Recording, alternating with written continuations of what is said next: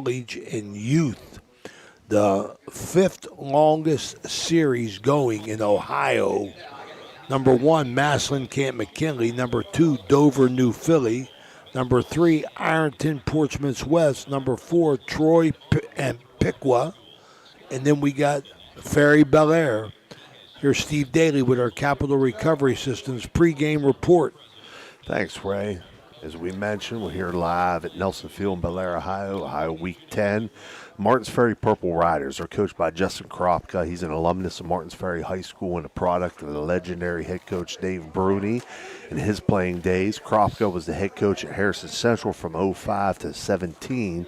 In his 13 seasons leading the Huskies, he compiled a record of 72-60 and made 3 playoff appearances. He had short stints at Wheeling University, where I had the opportunity to coach alongside him, and at John Marshall. He returned to Martins Ferry in 2022 and is finishing his 4th season. He's compiled a record here of 24-17, is coming off of back-and-back to playoff appearances. Martins Ferry currently sits at number 13 in Division 6 Region 23, so they need a win here tonight and some help to get in the playoffs. They enter tonight at 6-3, as I said. They've defeated Expression Prep Academy 55-0.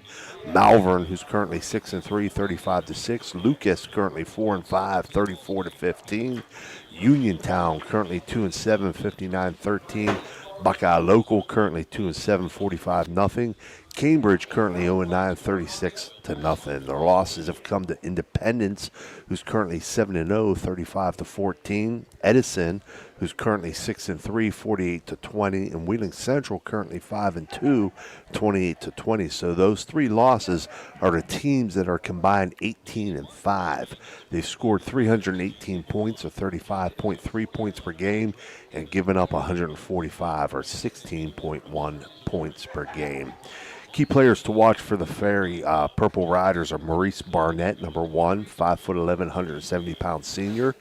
Number 8, Elijah Roby, 6'2", 170-pound sophomore wide receiver DB. Number 10, Ja'Cory Cox, 5'9", 140-pound freshman wide receiver DB. Number 14, Lucas Shane, 5'11", 205-pound senior fullback linebacker. Number 20, Joaquin Cox, 5'11", 205-pound sophomore running back defensive end. Number 25, Colby Kropka, 6', 190-pound junior quarterback. Number 60, Taysom Palmer, 5'10", 230-pound senior offensive lineman, defensive lineman. And number 70, Malachi Giles, 6'2", 285-pound junior offensive lineman, defensive lineman. Martins Ferry is a traditionally power run game driven team, and with the experience that they have up front and in the backfield, that has been no different this year. They also have some explosive athletes on the outside and won't be afraid to try to put the ball in the air and make some explosive plays. The run game with Joaquin Cox is what makes them go as a team. Expect to see a heavy dose of that power run game early and often tonight. For the Bellaire Big Reds, the Big Reds are coached by Mark Boner.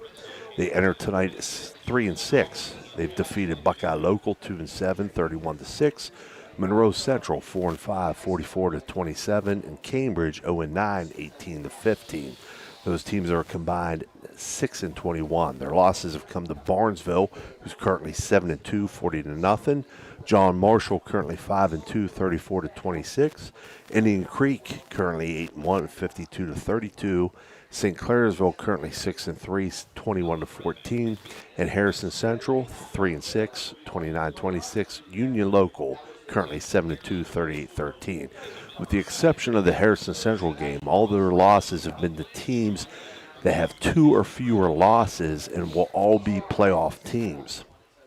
Those losses come to teams that are combined 36-16. Bellaire has scored 204 points, or 22.7 points per game, and given up 262 points, or 29.1 points per game. Key players to watch for Bellaire tonight will be number 7, Michael Dipple, 6', 170-pound junior quarterback. Number 6, Rylan McMahon, 5'10", 170-pound junior athlete. Number 25, Cole Gonklick, 5'9", 160-pound junior wide receiver DB. Number 5, Alex Paget, 5'11", 180-pound junior tight end linebacker. Number 15, Quentin Scott, 6 foot, 180-pound senior running back linebacker. Number 18, Graham Campbell, 5 foot, 165-pound senior tight end linebacker. Number 54, Trevor Dowry, 6 foot, 185-pound junior linebacker. Number 56, Case Rejoinis, 6 foot, 230-pound senior offensive lineman, defensive lineman. Bellaire's going to mix things up offensively, but they have a very good passing game. On the season, they've rushed the ball 239 times for 870 yards and 11 touchdowns, 3.6 yards per rush and 96.7 yards per game. They've thrown the ball 240 times. Quarterback Michael Dipple has completed 139 of 240 attempts, or 58%, for 1,951 yards, 14 yards per completion, 8.1 yards per attempt, and 216.8 yards per game, and 18 touchdowns. Bellaire is a 50-50 split run-pass ratio offensively, down the line perfectly. So for the Ohio Motor Group keys to the game, as I mentioned above, this is the 121st meeting between these two schools. Throw the records out, because of all the rivalries in Ohio Valley, this may be the biggest. These two schools and communities respect one another, but make no mistake about it, they do not like each other. Tonight's game will come down to physicality and whoever makes the fewest mistakes. It will be Bellaire's balanced offensive attack an outstanding passing game versus the power run game of the Purple Riders. That being said, my Ohio Motor Group keys to the game will be, number 1, win on third down situations. So the defense has to get off the field and the offense has to keep drives alive. Number 2, win the turnover battle. And finally, number 3, win the physical battles. And that's each and every down, because, Ray, we know football is a physical game. Each and every down has its separate battles, those one-on-one situations. Whoever wins the majority of those one-on-one, down per down, physical battles, overall physical battles of the game is going to win this game. There you go. As always, a crack job done by Steve Daly. We appreciate that. Opening thoughts down on the field with our Steubenville Bakery sideline Mike, Matt Bellardine. What do you got pregame thoughts, Matt? Yeah, Coach, like you said, 121st meeting. You could throw the records out the book in this game, but, being here, this is the first night game, Bellaire Ferry. Coach said, this is one of the biggest rivalries in the Valley. This is one of the biggest rivalries is statewide, I think, and, that's because both of these teams have such a rich tradition and so many former good players. So, I'm just real excited to be here tonight. I think we're going to have a night. All right, well, we got the dreaded senior night, Steve. Never gives me a good feeling for the home team. I know that. Right. These are things that coaches, you put up with a lot of distractions, Steve. Right. This is something that you have to do. You got to honor your seniors for their 4 years that they give you on the most part. But Steve, I can't help but think it's a distraction, man. I mean, absolutely. You got enough things going on. I know that both teams all week long, talking to Coach Bain, my brother-in-law.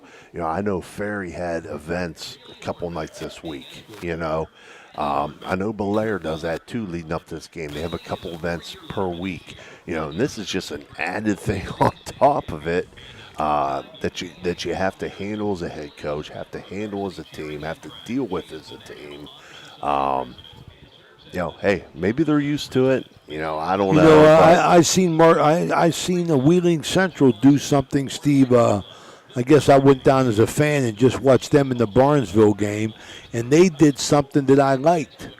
They never came out for it. They just introduced them, with their parents, and the team kept on going through their things. This is the only thing that I don't like, is the fact that Martins Ferry's already into their pregame, and right. Bellaire is standing around here. I just think it's a distraction that, I hate talking negative about it because, like we said, it's something you got to do. But, man, I wish there was another way to avoid it. Well, man, a lot of people don't understand too, Ray. Like, And again, you're talking. People can say, "Wow, hey, that was old school. That was years ago, whatever." But I know when I was a head coach at Central, and I was just following suit with what we used to do in the past.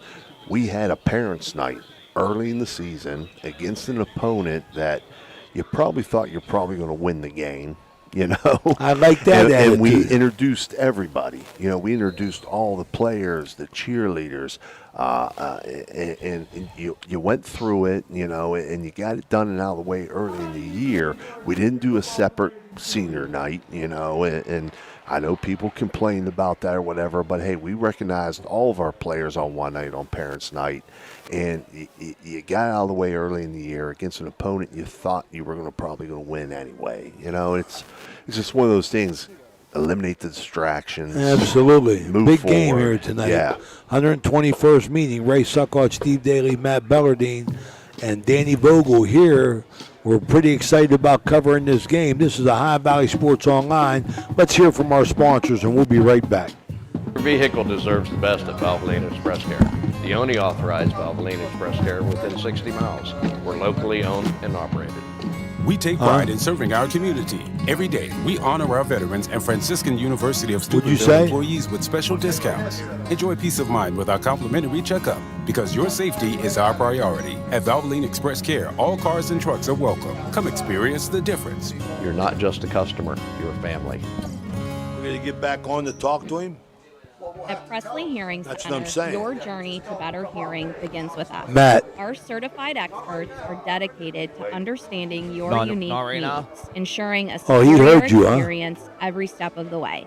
Discover the latest in hearing technology with Starkey's newest wireless hearing aids.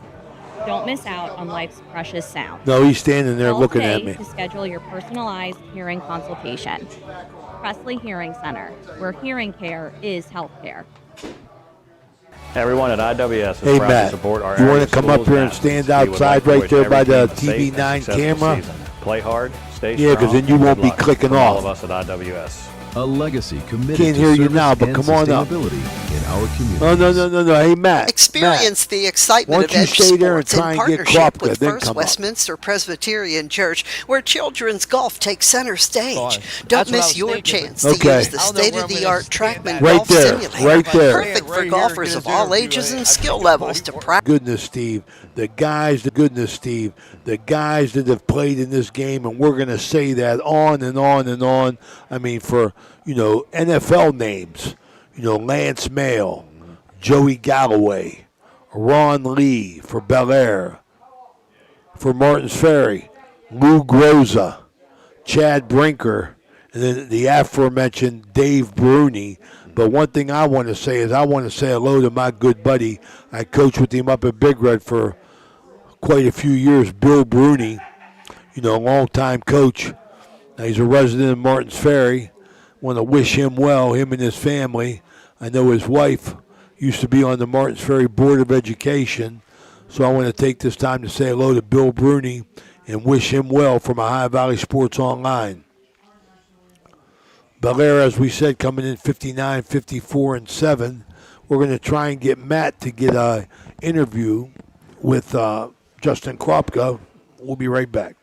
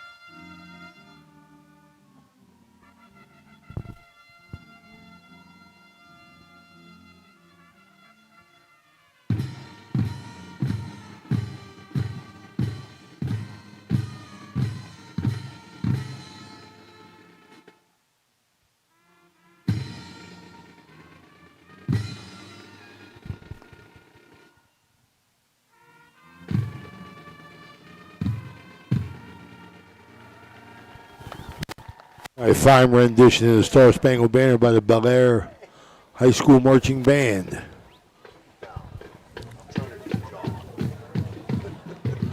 12 minutes to go before the opening kick.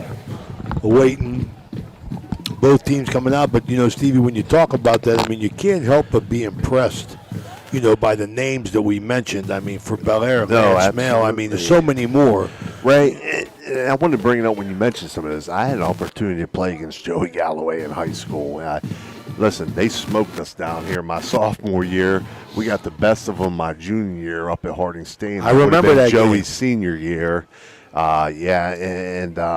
You just talk about the memories playing on this field. Not only as a player, we got a late in the game win down here my senior year on a missed field goal by Bellaire. And then I coached for years for St. John's down here that had some memorable games against, just mentioned a couple, Toronto late game win down here. And then back at Steubenville Central, against Bellaire down here, some great games. Brenton Colabella was my quarterback. We had a great game in 2013 down here, I believe it was. And then saw my nephew earlier. He has the longest touchdown reception in Central history, I think, 97, 98 yards, I believe it was, against Bellaire down here. So a lot of great memories on this field, Ray, that it's bringing things back to me here, and it's just wonderful to be down here. Looking for a fun night here. Martins Ferry comes to town playing under the lights for the first time here at Nelson Field.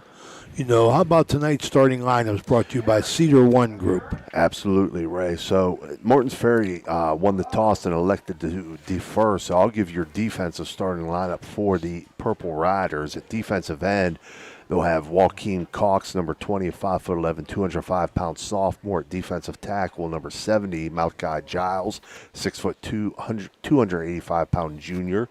The other tackle will be number 74, Alex Carpino, 5'9", 275-pound junior. The other end is Tayson Palmer, number 60, 5'10", 230-pound senior. At linebacker, the outside linebacker positions, they have number 19, Gavin Mulvey, 6 foot, 170-pound senior, and number 9, Gunnar Disher, 5'8", 160-pound junior. The inside linebackers are number 14, Lucas Shane, 5'11", 205-pound senior, and number 54, R.J. Welshins, 5'10", 175-pound junior. In the defensive backfield at the corners, number 10, Ja'Cory Cox, 5'9", 140-pound freshman, and number 1, Maurice Barnett, 5'11", 170-pound senior. The free safety is number 8, Elijah Roby, 6'2", 270-pound sophomore.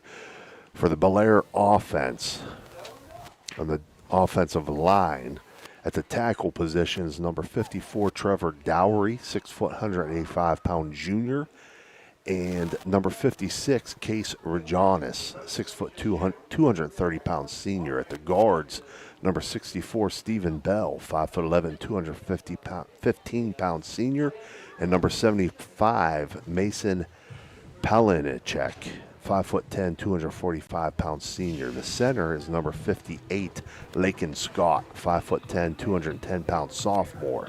The quarterback is number 7, Michael Dipple, 6 foot, 175-pound junior. The running back is number 6, Rylan McMahon, 5'10", 170-pound junior. They'll go 4 wide or they'll go 3 by 1. They'll sometimes go with the tight end, but the receivers are number 18, Graham Campbell, 5'10", 165-pound senior. Number 5, Alex Paget, 5'11", 180-pound junior. Number 15, Quentin Scott, 6 foot, 180-pound senior. And number 25, Cole Gonklick, 5'9", 160-pound junior. All right, those starting line is brought to you by the Cedar One Group. We're going to see if Matt can get Justin Kropka, the head coach of Martins Ferry. We're going to wait for that. Matt, you just give us a heads up whenever you got them. Yeah. But Ohio Valley Sports Online wants to invite our audience to follow us on Facebook and subscribe to our YouTube channel. People, it doesn't cost you anything. It's free. Just hit subscribe every time you watch Ohio Valley Sports Online. Just hit that subscribe button. Join our over 10,000 followers. That's right, 10,000 followers. You'll be notified each and every time we go live. That's OhioValleySportsOnline.com, the Sports Authority. I want to thank all our sponsors, our in-game sponsors, our quarter sponsors. I want to thank them all. Without them, we're not here. They give us the opportunity to travel and to do as many Ohio Valley games and open up to many Ohio Valley homes as we can to honor these kids and their parents for a job well done in all sports. Interesting thoughts about the games, as we said earlier. Last 10 years, this is a 5-5 series. Bellaire has the overall win, 59, 54, and 7. First time they've played under the lights here. 5th longest series in the state of Ohio. They play for Sparky. Sparky was developed, I believe, in 1964. Stands for sportsmanship, participation, achievement, rivalry, knowledge, and youth.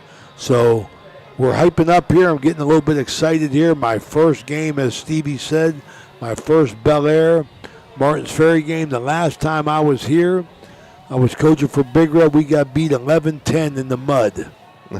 It was a bad day. So it wasn't a sun-drenched field at Nelson Field. As No. they always put in the paper. Don't they always put in that paper? Sun-drenched Nelson Field. Not tonight. It's a night game. They had the hoses running all week for that before we come down there. There was 6 feet of water on the field. John Magistro. So, but it's all good here, man. As we await both teams to come on for the 121st meeting, the officials tonight, Butch Mickemeyer crew. I know that's Mike Clyde is on that crew as well. Didn't get the names of the other ones, but Butch Mickemeyer, a longtime official from Wheeling, has the field. Matt, you got any thoughts down there?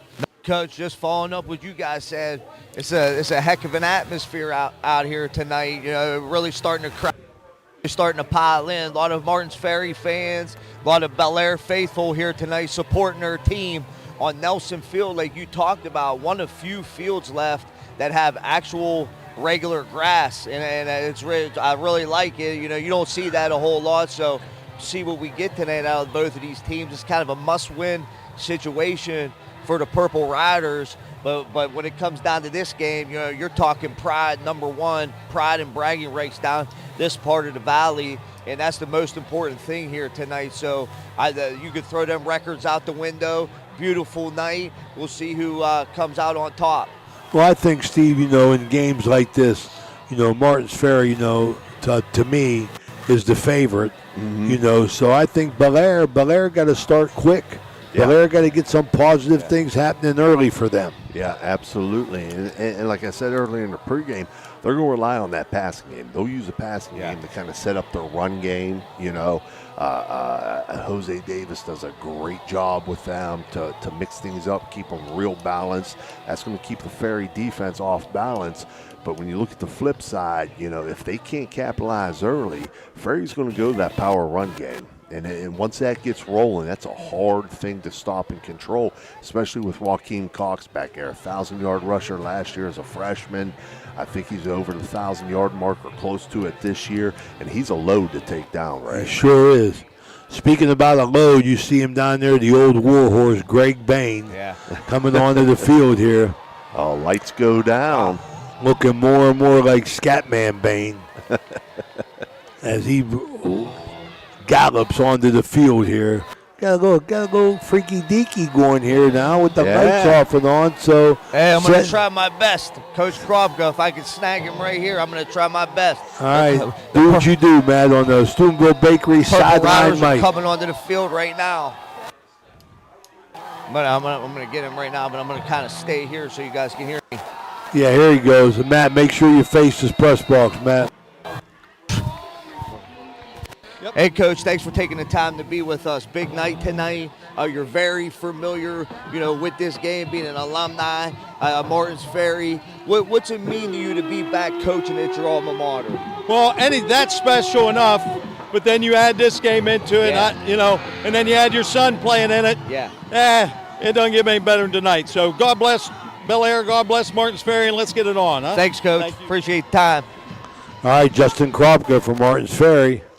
Be pretty good down here. I think I might stay down here. Okay, you do what you do there on that Steubenville Bakery mic. You know what I'm saying? Them sandwiches brought to you by Josephine's Carryout, Mingo Junction, meatball sandwiches for the ride down, sausage sandwiches for the ride back.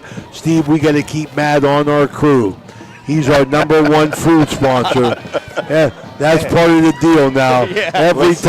Every time Matt comes down on the field, Matt has got to bring sandwiches with him.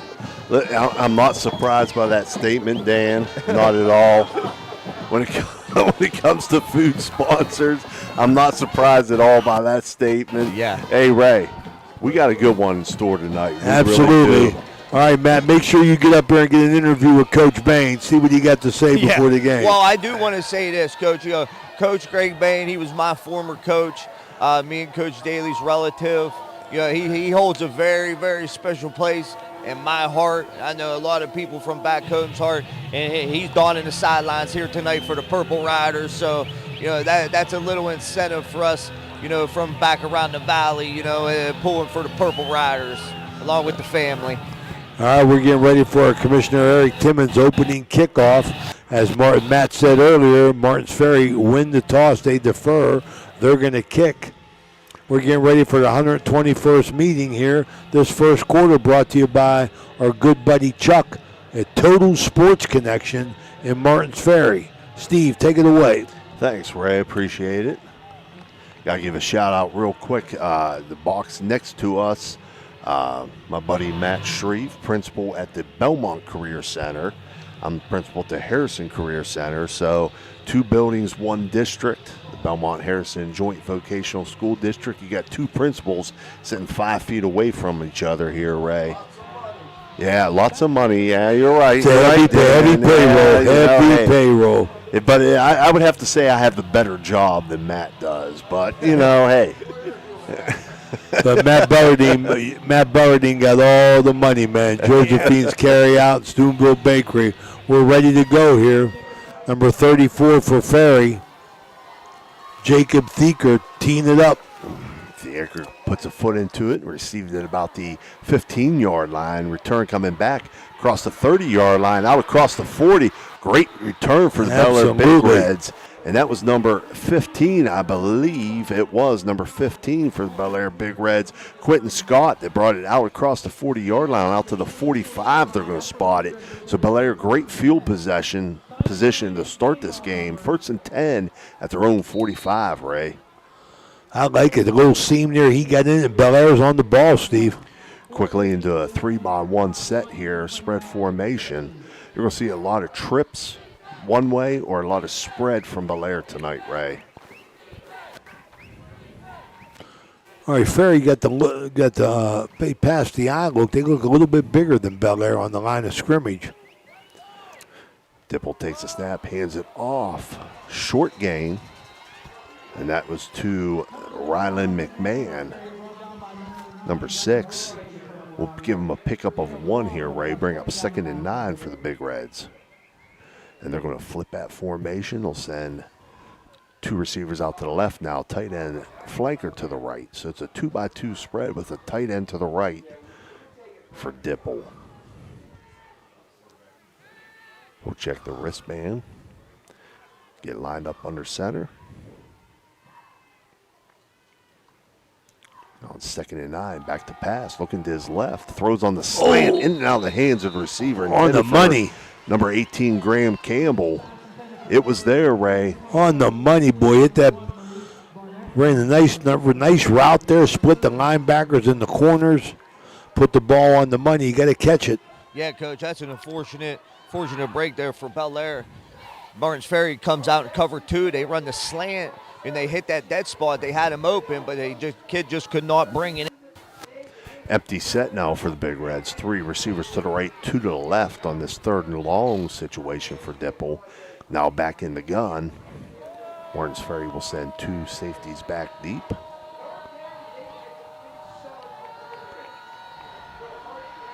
Snap, Dipple looking to his left. Under pressure, rolled out to his right. Flag on the play as Dipple keeps it himself. He's going to have 1st down yardage. We're going to have to check what the flag is. It looks like it's going to be a hold against the Big Reds.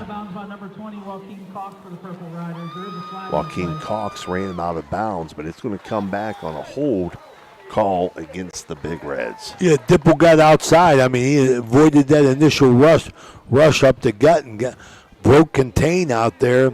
Picked up first down yardage, but that holding penalty's a killer. Yeah. Yeah, Coach, that's a tough break. That's a tough break for the Bellaire Big Reds, kind of hurting themselves here. They come out early, get good field position off the kickoff, and have not been able to capitalize on it. Yeah, drop pass and a penalty puts them way behind the chains here.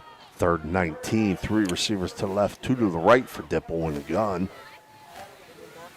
He'll take the snap, look to his left. It throws a little bubble screen out here, complete. The receiver, number 9, I believe. No, number 6. I'm sorry, number 6 for Bellaire, Ryland McMahon. He's going to pick up about 8 yards. That's going to bring up a 4th and 11 in a punt situation for the Big Reds from their own 44-yard line. So after that outstanding run back and the opening kickoff, Martins Ferry defense forces a punt back deep. It's like number 1, Steve. Is that 1? Yes, I believe it is 1, yeah. Maurice Barnett, 5'11", 170 senior. Heck of a basketball player for the Purple Riders. Great athlete. Punt is away. It's a low-line drive. It's going to hit about the 30-yard line and roll out of bounds inside the 20-yard line. I think they're going to mark it right around the 19, Ray. We'll see where they finally put it at. You never know. Sometimes where the officials' feet are and what have you, it is going to be at the 19. So it's going to be 1st and 10 Purple Riders at their own 19-yard line to start their first possession. Okay, we're here at Poe Financial Services scoreboard. 10 minutes to go. First possession, first quarter for Martins Ferry. Ferry with a definite power run look here. They got 2 backs set right behind the line with Cox in the backfield, hand off to the left side. He's going to follow that power look there. He's going to pick up about 3. Out to the 22-yard line. Bring up 2nd and 7. They had 2 backs right up there in the gut, Stevie. They ran right behind him. Well, I mentioned before, Ray, Joaquin Cox is a hard back to bring down. He's a thick young man. I would expect to see a lot of this early on for the Riders. 2 receivers out to the left. They'll flip the tight end over to the left. Backfield behind Kropka. Handoff left side. Cox. Oh, he slips. Yeah. He's going to get out to about the 24-yard line where he slips and falls. Yeah, Coach, that's Joaquin Cox there on the 2nd down carry. We talked about earlier, most teams, especially Ferry, they got their turf, on their home field. Right. Most teams not used to playing on this grass field. You got to keep your feet under your shoulders when you make a. Ferry now will put trips out to the left side, tight end to the left, back set to the left of Kropka. He's going to roll to the left. Nothing there. He's going to keep it himself, tuck it and run. He's going to be out close to first down yardage. They're going to mark him right inside the 30-yard line. So we'll see what they say here, the officials. Brought down by 56, Case for Jonas for the Big Red. And it's going to be a first down for the Purple Riders. They'll move the chains on Kropka's carry there. Very, very heady play there. He rolled left. Nobody open. Knew where the sticks were. Got there. Took a hit. Got the first down.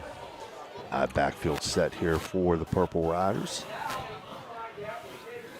Cox, handoff right side, slips again. My goodness. Slips and falls again, this time I think for a short loss.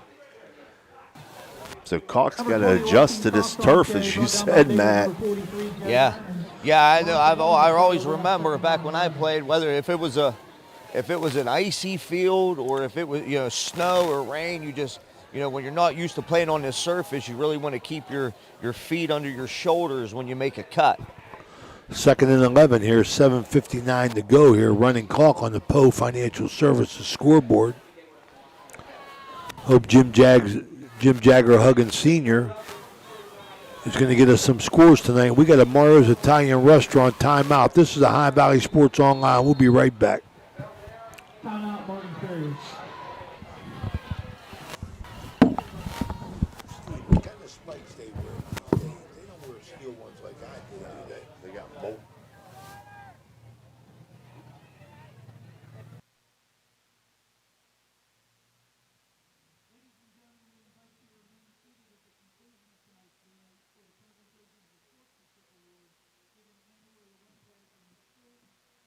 Discover the unique charm of Jacob & Sons Meats, a family-owned gem with over 40 years of dedication to quality. Since 1979, we've prioritized our customers, crafting over 100 varieties of homemade sausages and burgers that bring flavor to your kitchen table. Experience a shopping atmosphere unlike any other, with exclusive products you won't find elsewhere. Whether you order online for pickup or delivery, or visit us in person, we're here to serve you with gratitude and care. All right, we're back here in Nelson Field under the lights. 121st meeting of Martins Ferry and Bellaire. Martins Ferry behind the chains, 2nd and 11. 2nd and 11 at their own 29. They'll send 2 receivers out to the right, split left. Tight end to the left. Back set to the left to Kropka, takes a snap. Throws it out on the now route out here to Barnett. He'll get positive yardage out to the 35-yard line. Maurice Barnett with that now. It wasn't really a bubble, Ray. It was just a throw it out and get it to the slot and let that split end lead block for you. So that's going to bring up 3rd and short. It's going to be about 3rd and 4, maybe a long 4, we'll call it, at the 35-yard line. All right, big play for the Bellaire defense here early. Backfield set for Ferry, 2 to the right, split left. Kropka fakes to Cox to the left, keeps it himself around the left side. He's got first down yardage out to the Ferry 45-yard line, just inside the 45. So that'll move the sticks and keep the drive alive for the Purple Riders. Yeah, it's a good call there by the Martins Ferry Purple Riders. Everybody kind of focused in a short yardage situation there on Joaquin Cox, but quarterback Colby Kropka pulls it down, takes it around the end for a nice first down for the Purple Riders. Yeah, offensive coaches had to see that defensive end on the short side, the wide side of the field on the last play was just coming too hard. Backfield set here for the Riders, 1st and 10 at their own 44. Kropka now hands off to the fullback, Lucas Shane, inside trap play. Excuse me, he'll get positive yardage out across the 48-yard line, or right at the 48. So a pickup of 4, 2nd and 6 now for the Riders. Who was that, Steve? Shane, Lucas Shane. Shane, yep.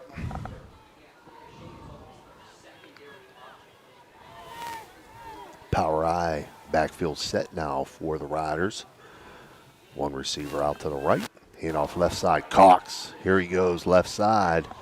Gets stacked up. He'll pick up 3 yards, it looks like. Out across midfield down to the Bellaire 48-yard line. Coach, this Martins Ferry running attack, that's definitely what Ferry wants to do on offense. But I got to give my hats off to this Bellaire defense right now. They're playing physical and they're flying to the football in numbers and they got a good pursuit angles. They're playing with some speed and some purpose on defense right now. Yeah, and they're forcing Martins Ferry to convert. 3rd and 2 for the Riders. Kropka, quarterback sneak. He's going to be close. They're going to mark him just short, it looks like. He's going to get down about the 46 of Bellaire, maybe just inside the 46. So that's going to bring up 4th down situation and decision time for Coach Kropka here. Glad to be here. This is High Valley Sports Online. We're really happy to be covering this game. Ferry, we got our second Mario's Italian Restaurant timeout. We're going to stay here, Danny.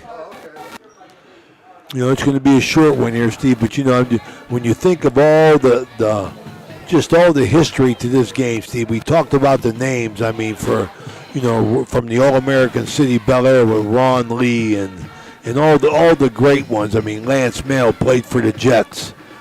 I mean, Joey Galloway, who was a phenomenal ball player. Then you got the Grozer brothers and Chad Brinker and the Bruni brothers. First down here. Going to be a little bit short. It's going to be just short, Ray. They're really looking at it. It's going to be inches. It's very close. It's going to be inches. All right. It is going to be. That's as close as you could be. Officials are discussing They this. say First West first down. First West first down. Martins Ferry Purple Riders. We got Matt Belladine on the sideline with that Steubenville Bakery mic. Want to thank Matt and Josephine's Carryout for the outstanding food that we had on the way down and on the way home. I'll make sure I get crumbs all over Dan Vogel's car, get him all aggravated. 5:57 to go on the Pro Financial Services first quarter, brought to you by Total Sports Connections. 1st and 10 Riders at the Bellaire Big Reds 46-yard line. Backfield set, handoff Shane. On the trap play, Lucas Shane picks up positive yardage, get about 3 yards for the Purple Riders. 5:35 remaining here in the first quarter on a rolling clock. It's a good sustained drive right now by Martins Ferry Purple Riders. I think this is their game plan tonight. They want to run the football and wear Bellaire down, and we'll see if Bellaire can limit the big plays. Right now they are, so we'll see if Martins Ferry can keep converting on, second and third down. Kind of a power eye right look here, handoff right side. Cox slips under a tackler, gets down about the 35-yard line. But that'll be another First West first down for the Purple Riders as they move the chains again behind this running attack. It'll be 1st and 10, Purple Riders at the Big Reds 35-yard line. I agree with what you said, Matt, like forcing them to drive the ball. I like that with Bellaire because I'm thinking, how long can high school teams do this without making a mistake? That's correct. So that's what Bellaire is banking on. They shift the 2 backs over, so it's power eye left look. Cox the left side. It's down close to the 30-yard line. They'll mark him in about the 31, it looks like. So pick up a 4 for Joaquin Cox. That's 6 carries for Cox early. They'll say 3, so 2nd and 7 at that point. I'd say a long 6 here, Ray. Looks closer to 6 than 7, but we'll put them 2 backs to the right behind the line. Cox in the backfield back there. Handoff right side to Cox behind those backs. Runs through a tackler. Down close to the 25-yard line, and they will mark him right at the 25. Yeah, there's Joaquin Cox that bounces it wide for the Martins Ferry carrier there. Kid runs hard. He doesn't stop his feet on contact, and he was not down. He fought for every yard. We're going to have a 3rd and 1 now for the Riders, 3:37 first quarter. There's another 3rd down for the Bellaire defense here. They're trying their best just to hang on here, but Martins Ferry just power football. Power eye right, and Kropka keeps himself on the quarterback sneak. He's going to probably have First West first down yardage here from where the officials look like they're marking it, Ray.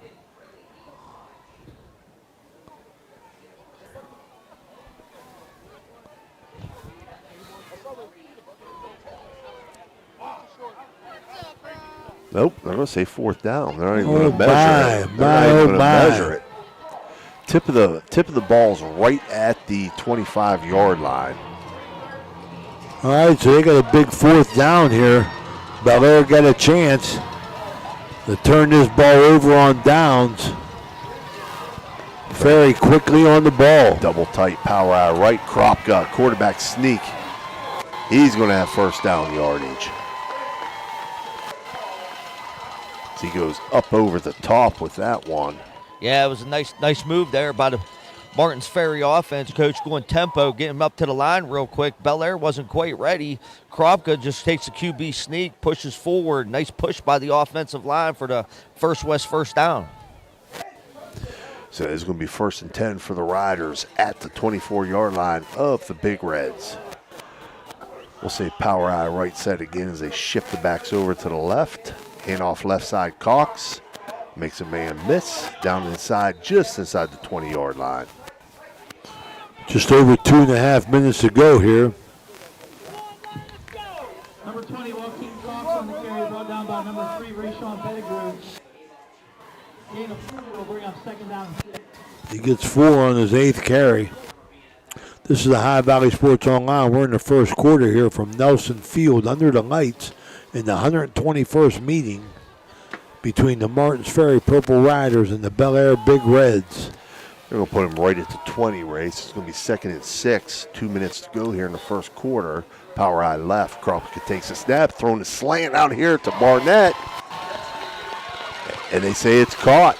Down inside the 10, close to the 5-yard line.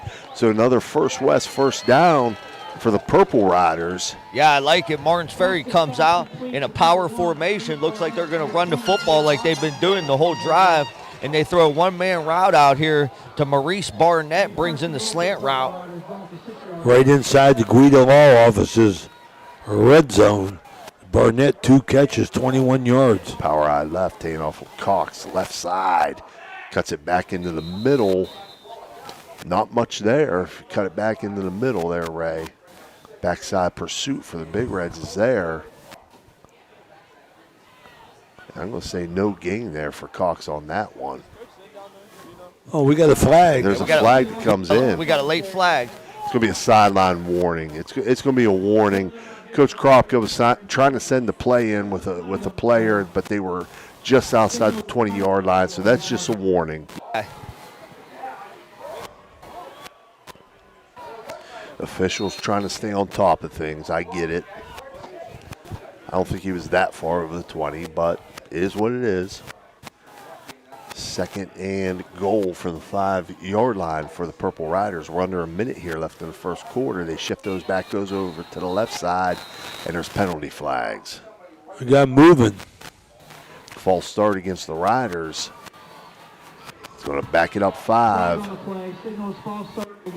It'll stay 2nd down, but it's going to be 2nd and goal now from just outside the 10-yard line as the clock rolls under 50 seconds remaining here in the first quarter. Yeah, Coach, that's an unfortunate mistake there by the Martins Ferry. Now it's going to put them behind the sticks a little bit, 2nd and 11, clock ticking down here in the first quarter. Shotgun formation. Kropka rolling to his left, trying to get outside. Nothing there as the Bellaire defense tracks him down. Yeah, this Bellaire defense continues to play aggressive, Coach. That's number 15, Quentin Scott, the 6-foot, 180-pound senior, coming downhill and making the play on Kropka on what was a design quarterback run for Martins Ferry. He pick up any yardage? No, right back to the 10. So it's going to be 3rd and goal from the 10 for the Purple Riders. 30.4 seconds remaining here in the first quarter. All right, we got scores from Jim Jagger Sr. Giving you here at the end of the quarter. 2 receivers out to the right. Offset eye backfield. Kropka rolls to his right. Looking, under pressure. Nothing there. Throws now. A little contact, but no call as it goes incomplete. That's going to bring up 4th and goal from the 10. All right, Rawson's Baltimore out-of-town scoreboard brought to you by Jim Jagger Huggins Sr. New Philly 7, Dover 7, Wheeling Park 7, Big Red 7. So we got some rivalries going on tonight, and we love it here. We're the best one. New Philly, Dover. This field goal brought to you by Poe Financial Services. Yep, field goal attempt here by the Purple Riders. It's going to be about a 27-yard attempt where the ball's placed down. Kick is up, and kick is good. 3-0 Purple Riders with 19.6 seconds remaining here in the first quarter. We'll take a short break, and we'll be right back. 27.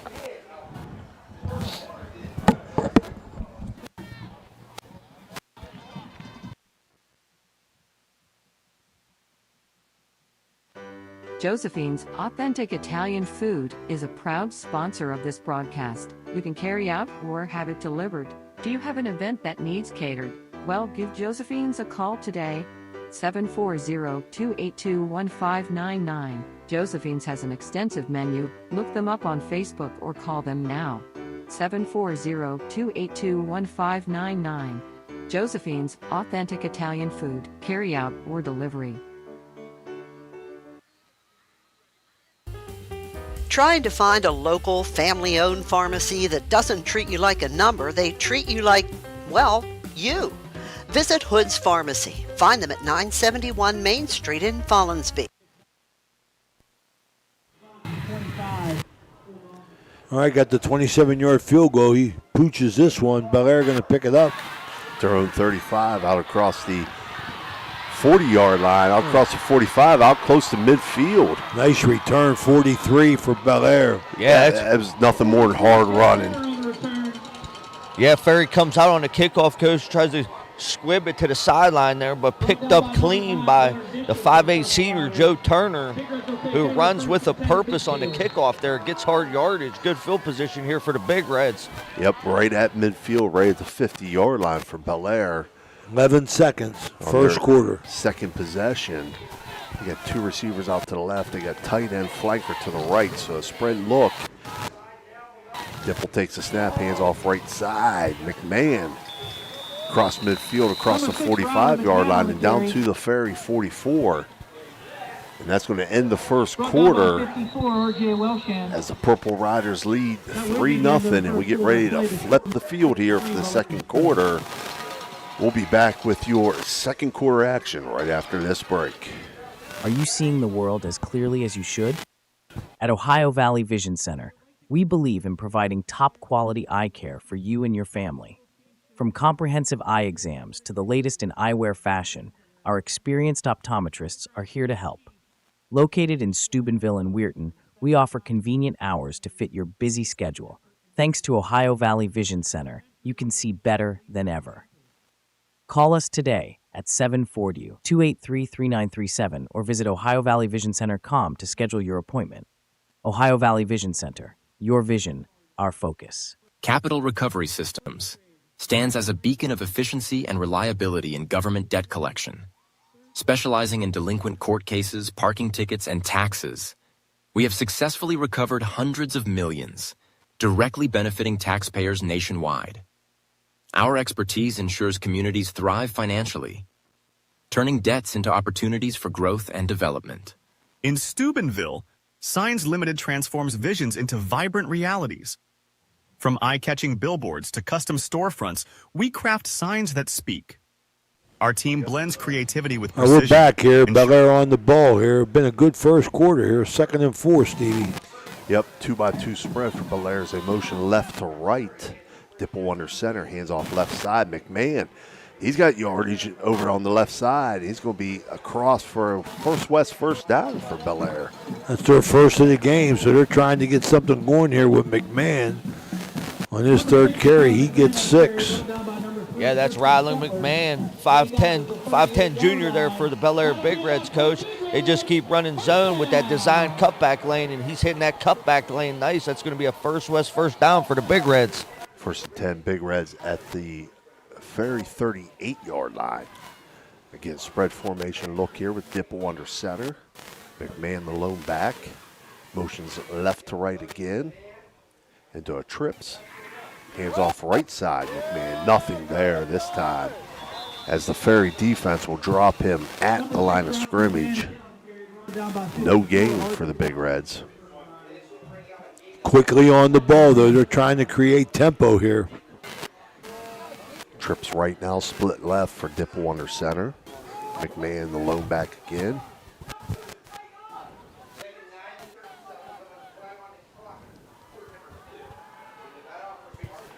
The second quarter brought to you by Jacob and Sons Meats. Martins Ferry, Ohio. Long history. Got a chance to talk to Lance Jacob last week. Toss play to McMahon to the left side. Ferry defense swarms out there. It's going to be a short gain down to about the 31-yard line. It's going to bring up a 3rd and mid situation here. 3rd and 5 for Bellaire at the Ferry 32-yard line. They're back to the line quickly. Trips out to the right, tight end left.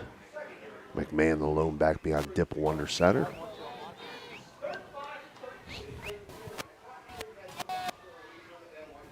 Dipple takes the snap, looking to his right, throwing, and it's complete. Down inside the 20-yard line. Nice catch. Cole Gonklick, number 25, First West first down yardage inside the 20-yard line down to the Purple Rider 18. That's a big conversion there by the Bellaire Big Reds hitting the ramp, but like you said, Coach, they're continuing to go tempo after a positive play.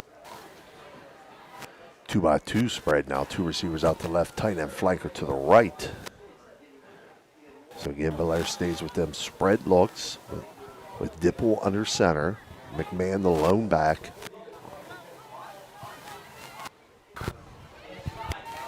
$9:30 to go, second quarter. Fakes now, rolls out to his left. He's got a man Got out him. there on the flag route. Oh! Almost intercepted by Maurice Barnett, but knocked down incomplete. He had it in his hands, Ray. And Maurice Barnett come. Alex Paget had Barnett beat to the corner of the end zone, but Barnett recovered well, good speed. Tried to get the ball at its highest point, but just couldn't hold on. Yeah, they went smash route combination out there. Come back on the outside, flag on the inside. Barnett didn't bite on it. He was right there as looked like they were in man coverage, Matt, I believe. Yeah. Yeah, he was that number 2 guy, like you said, Coach. They sent the slot there to the corner route. Barnett recovered nicely, was able to make the play, get on top of his man and make the play. Trips out to the left. Dipple takes a snap, throws the bubble. It's incomplete. That's going to bring up third and long situation now. 3rd and 10 from the Ferry 17-yard line. Yeah, Bellaire comes out, Coach. I mean, they were running the football pretty good, driving down here. They converted that 3rd and 5 on a pass, and they've been passing ever since, and now that's going to put them in a 3rd and 10 situation. State trips out to the left, tight end to the right. McMahon, the lone back behind Dipple under center on this 3rd and 10. 9:17 remaining here in the first half. Dipple takes a snap, looking to his left. Under a little bit of pressure, throws it out in the flats, complete. Shakes a tackle. Is number 5, Alex Paget. He's going to get down to about the 10-yard line.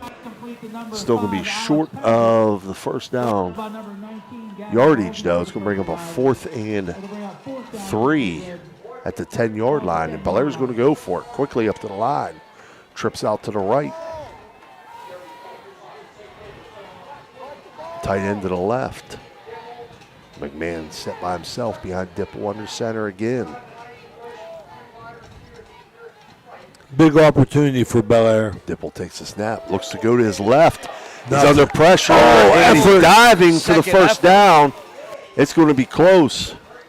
Oh, they stopped him, man, but great second effort. Diving for the first down. Or maybe not. See where the officials mark it here. They're looking over to the far side, trying to judge it. And they're going to call timeout, and they're going to measure this. Okay, it's that close that they got to measure. Listen, everybody's supposed to go down. Let's take a quick break. We'll be right back. Imagine a vibrant hub where education meets wellness, a place where students and community members thrive together. At the East Central Ohio Educational Service Center, we're not just envisioning this future, we're building it. With partnerships that unlock resources and opportunities, we're addressing healthcare needs and cultivating talent. Join us in creating a healthier, brighter tomorrow. It's electric. The Electrico is a family-owned, full-service electrical contracting company that is licensed in Ohio, West Virginia, and PA, but remains community-focused here in our backyard. Dave and Darla Oseba are committed to providing service that is family-backed. Whether it residential or commercial, the Electrico will provide service that will give you peace of mind and even less. All right, we're back here. They got the first down. Bellaire in action inside the Guida Law Office's red zone. Two receivers out to the right, handoff left side. McMahon hitting the backfield, but he drives forward. He's going to get back to about the line of scrimmage, it looks like. Yeah, Coach, real quick, back to that 4th down play. A lot of credit there to quarterback, junior quarterback Michael Dipple for the Bellaire Big Reds on a design quarterback, what looked like to be a design quarterback run in a second effort. Keeps the Bellaire Big Reds. Absolutely. Absolutely great second effort by Dipple to get him the first down. Oh, we got movement on the Bellaire offensive line. Looked like the right tackle moved there, and it is going to be a false start against Big Red. So 2nd and 5 is going to move back to a 2nd and 10 situation now with 7:51. Not good, not good, half. Steve. No. Can't hurt yourself. Yeah, what a costly mistake there. Kind of giving it back to Ferry. Ferry did the same to them when they were sustaining their drive, and now they had a 2nd and 5. It's going to turn into a 2nd and 10 here with 7:43 to go in the second quarter. Bellaire's going to come out in an empty set. 3 receivers out to the right, tight end flanker to the left. That's Matt Bellardine down there in the Steubenville Bakery sideline mic as we get a Mario's Italian Restaurant timeout. We'll be right back from Nelson Field in Bellaire, Ohio. Everyone at IWS is proud to support our area schools and athletes. We would like to wish every team a safe and successful season. Play hard, stay strong, and good luck from all of us at IWS. A legacy committed to service and sustainability in our communities. At Summit Physical Therapy, every patient experience is unique, thanks to our commitment to one-on-one attention and personal care in a welcoming environment. Since 1993, we've proudly provided thousands of healing treatments to residents across northern West Virginia, now extending our expert services to Toronto, Ohio. Our licensed physical therapists use personalized motivation and hands-on techniques to empower healthier, more active lives. Behind the scenes, our skilled staff ensures seamless care, helping you stay focused on your path to recovery.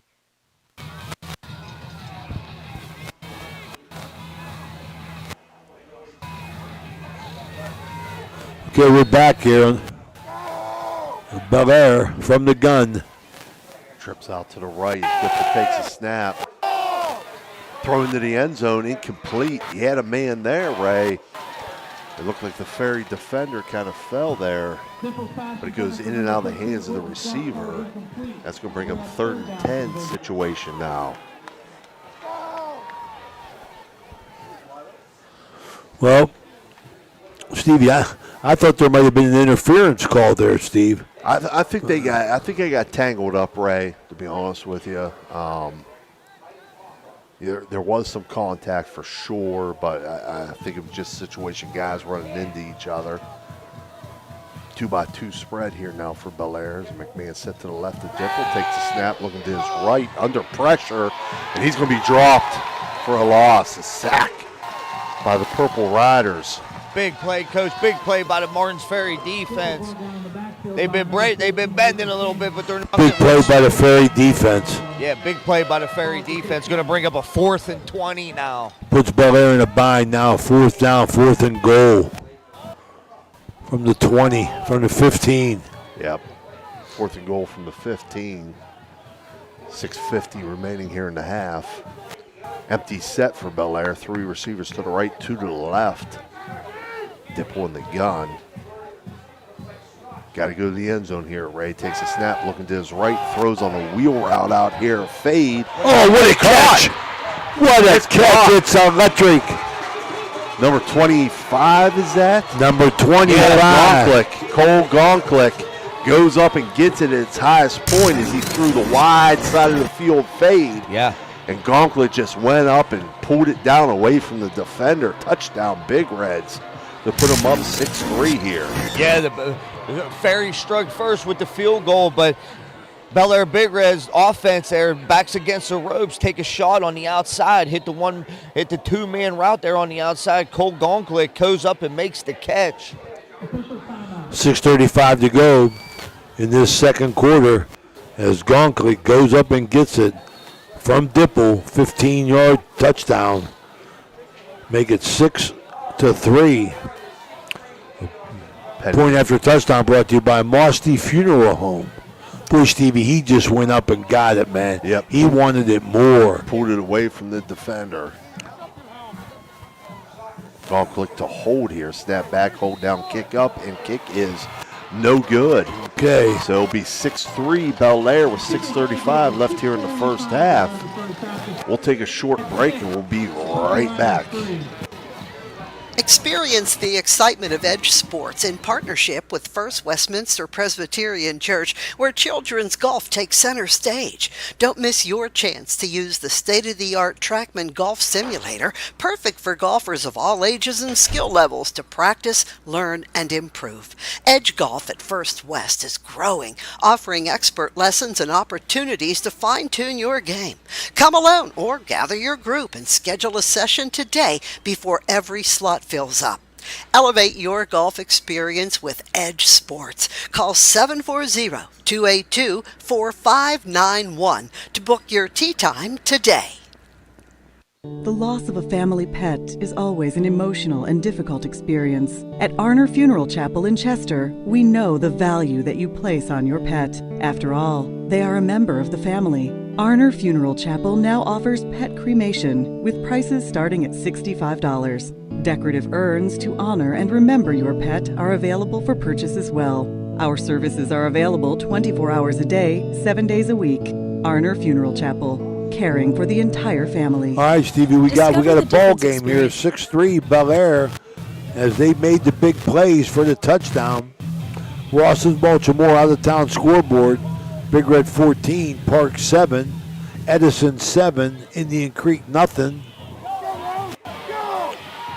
Kickoff received at the 30-yard line by the Purple Riders and brought out to the 44-yard line. Number 8, Leonard Bishop on the return. Bishop on the return. So down by number 29, Alex Big Red. Or Timur Bellardine always checking in, man, always checking in. You know what? He ain't never checking in to give something. He's always checking in to ask for something. You know what I mean? So we're going to say hello to Billy McKean down there in Austin, Texas. Only reason why I'm saying that is because I know he's a Texas Longhorn. And off left side to Cox. Cox out close to midfield. Nice gain here for the Purple Riders on first down. They're going to mark him just inside midfield. On the Purple Rider side as Joaquin Cox took the handoff behind. It's not really a power I set. It's kind of, they got two backs right behind the line to that side. They are going to mark it right at midfield, so 2nd and 4 for the Purple Riders. Those backs set to the right as Cox takes the handoff right side.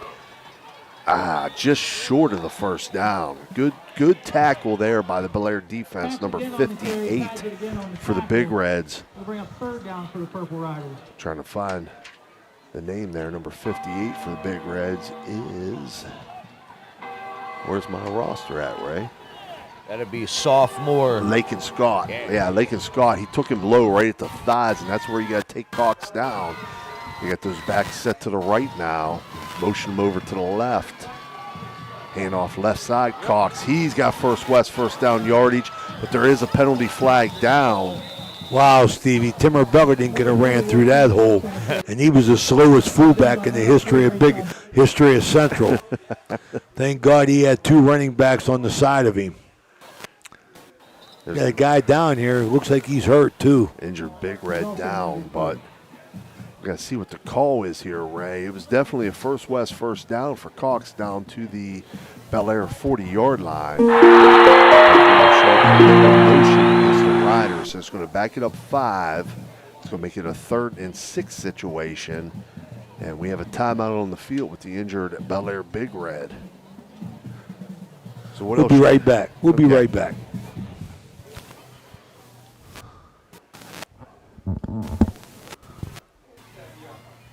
The Target Shop has all your fall sports needs. Shop local and get all your school spirit gear, fan wear, and everyday apparel. Support your locally owned Target Shop. The Target Shop offers new designs weekly. Stop in soon.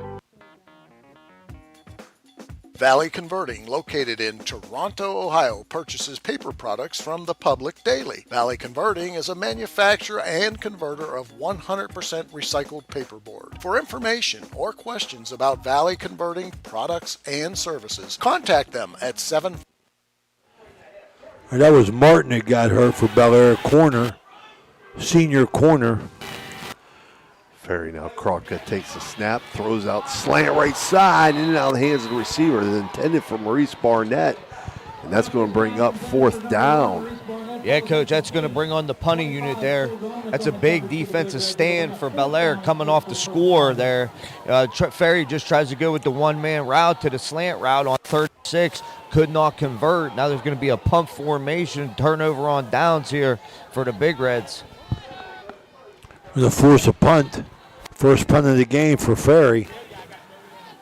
Snap back. Kick is away. Down around the 30-yard line. And the receiver makes the catch smartly and just falls with it. So Bellaire's going to have a 1st and 10 at their own 30-yard line with 4:49 remaining here in the half as they lead 6-3, Ray. Got Jim Jagger Huggins going to work now, man. He's on the ball with our Rawson's Mulchmore out-of-town scoreboard. Harrison Central 14, Buckeye Local nothing. Barnesville 20, Union Local nothing.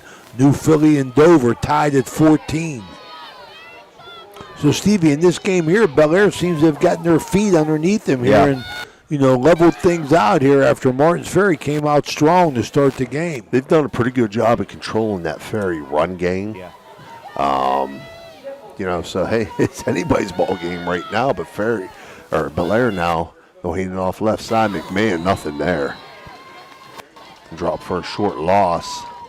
McMahon will lose 1 there on that 1st down carry. But if you thought you were going to have a high-scoring affair, no chance. 6-3 right now. Kids with are playing. 4:30 remaining in the half. On the Poe Financial Services scoreboard, second quarter brought to you by Jacob & Sons Meats in Martins Ferry, Ohio. Thank them for their sponsorship. But there are now 3 receivers out to the left, tight end to the right. McMahon set behind Dipple under center. Takes a snap, looking to his left, throws, in and out of the hands of the receiver, intercepted. Intercepted by the Purple Riders defenses and went in and out of the hands of the receiver. So Martins Ferry, Johnny on the spot, trying to catch a number there to the wide side of the field. Take number 10. That's a thrifty Hertz car rental turnover as number 10 for Ferry gets the Ja'Cory Cox. Yeah, Coach, that's corner. Ja'Cory Cox with a play. Martins Ferry come out in the cover 2 there. His man went on a slant route. He had outside leverage. He had no threat to his outside, so he followed the slant route and was able to make the interception off the deflection. The old tip drill there. There we go. Attaboy, Matt. That's the way to be on the ball there. That's a big turnover for this Purple Rider defense. Yeah, they're going to take over 1st and 10 at the Bellaire 35-yard line with 3:59 remaining here in the half.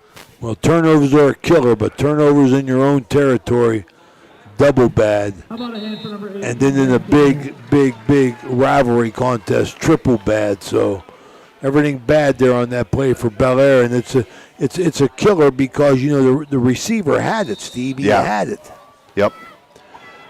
Looked like he could have secured it in the position, but got through his hands and deflected up in the air. And Ja'Cory Cox, as I said, Johnny on the spot. And here we go, Martins Ferry, 1st and 10.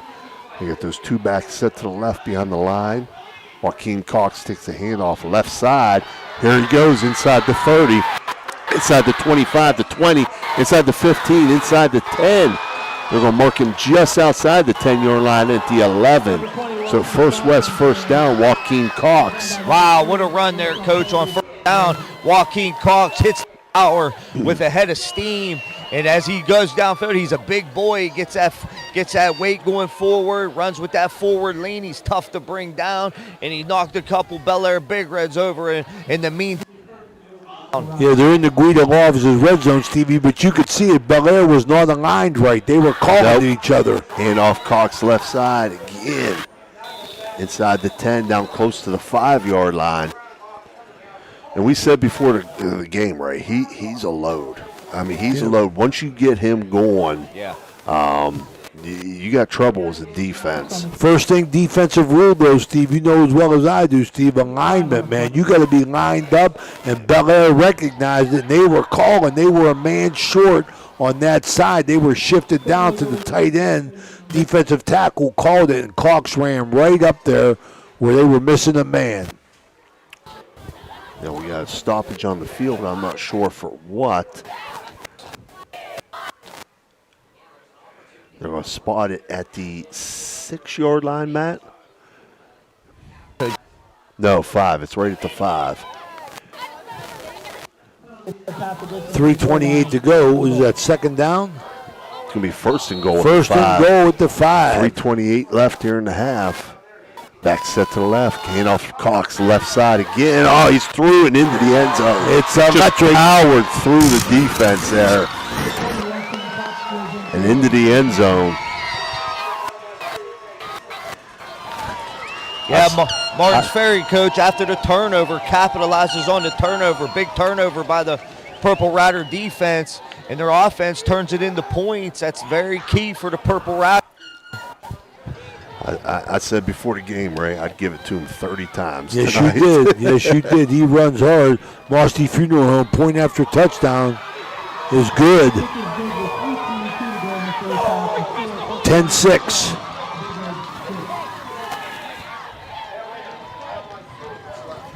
10-6 to go, 3:22 to go. This is the Ohio Valley Sports Online from Nelson Field in Bellaire, Ohio. We'll be right back. Step up your game at the Target Shop. Discover our vibrant collection of sports clothing featuring custom embroidery that showcases your team's spirit. Whether you're hitting the field or cheering from the stands, our durable, stylish gear keeps you looking sharp. Elevate your team's vibe. Shop today and wear your pride with flair. Visit the Target Shop in the Hollywood Plaza today. Discover the thrill of local sports with Ohio Valley Sports Online, your go-to YouTube channel for all things sports in the Ohio Valley region. Dive into live games, exclusive interviews, and expert commentary that keeps you at the heart of the action. By subscribing to OVSO, you ensure you never miss a moment.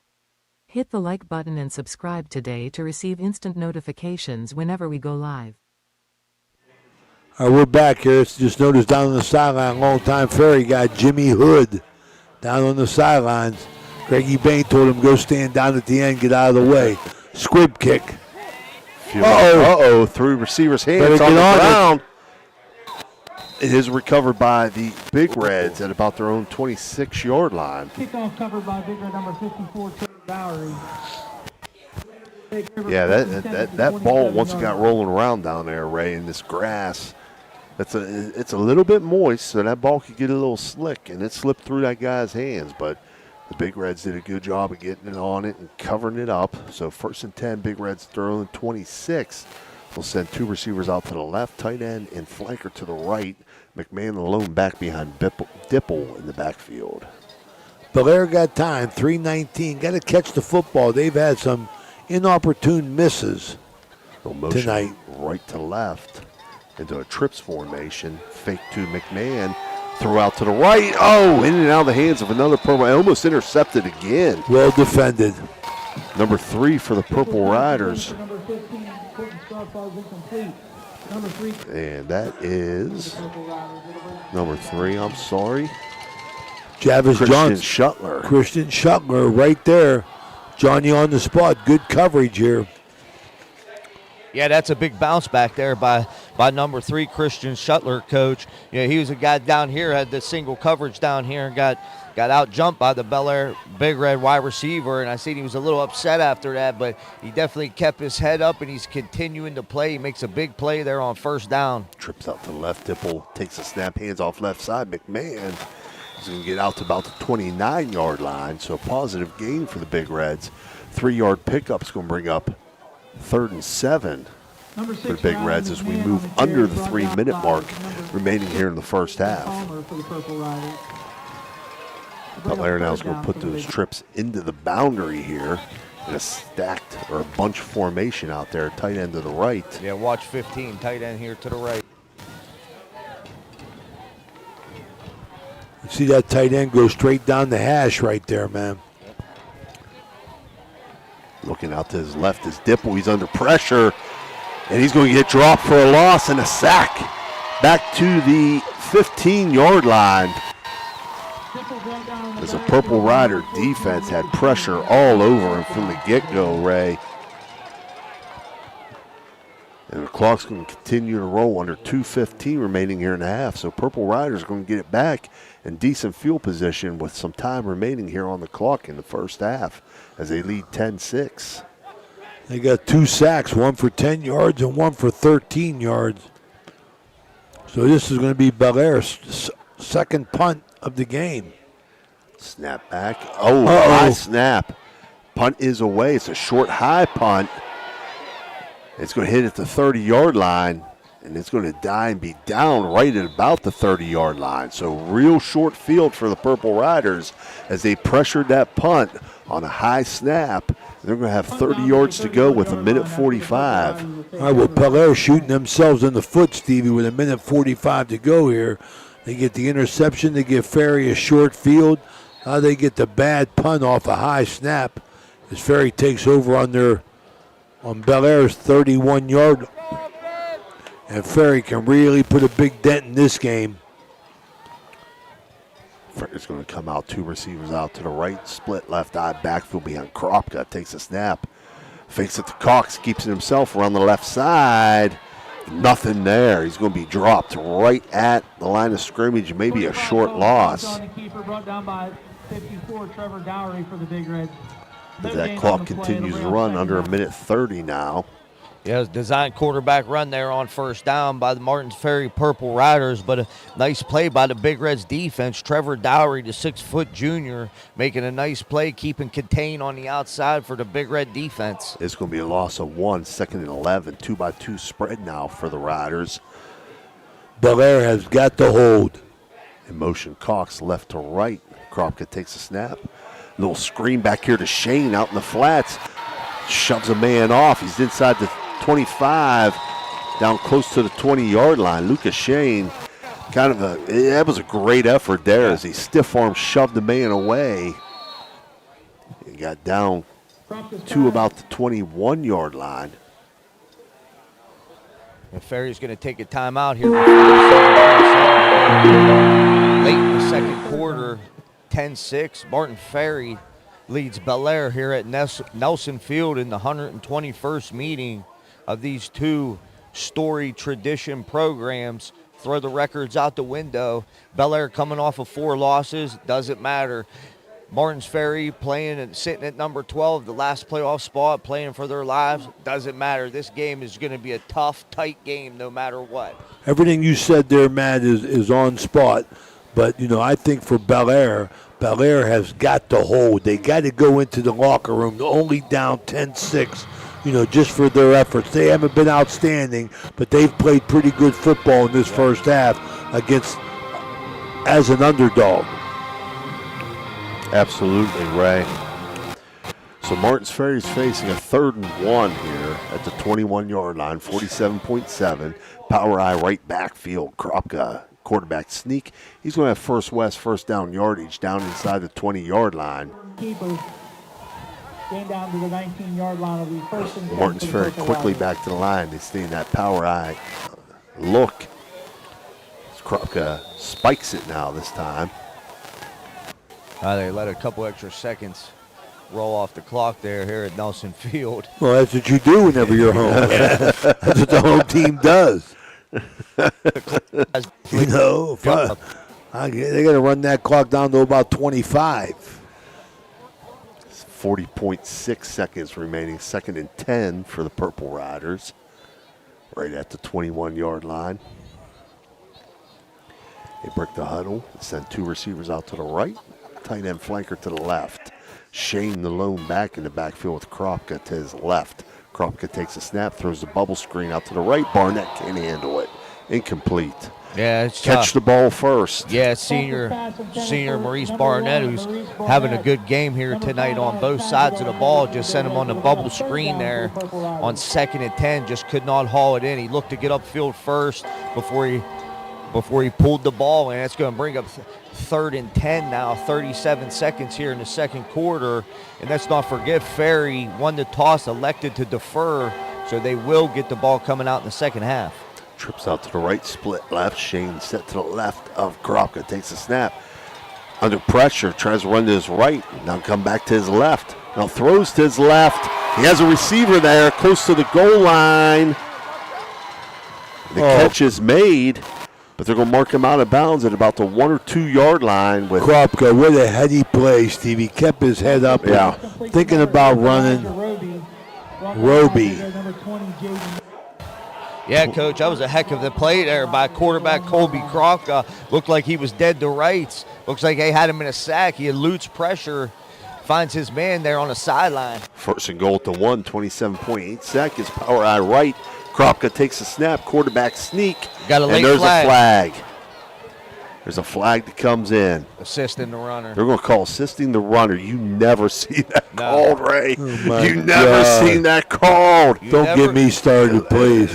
Listen, the way the rule is these days, you can push a runner in, Right. but you can't pull a runner in. So I'm not sure if I saw anybody pull a runner in.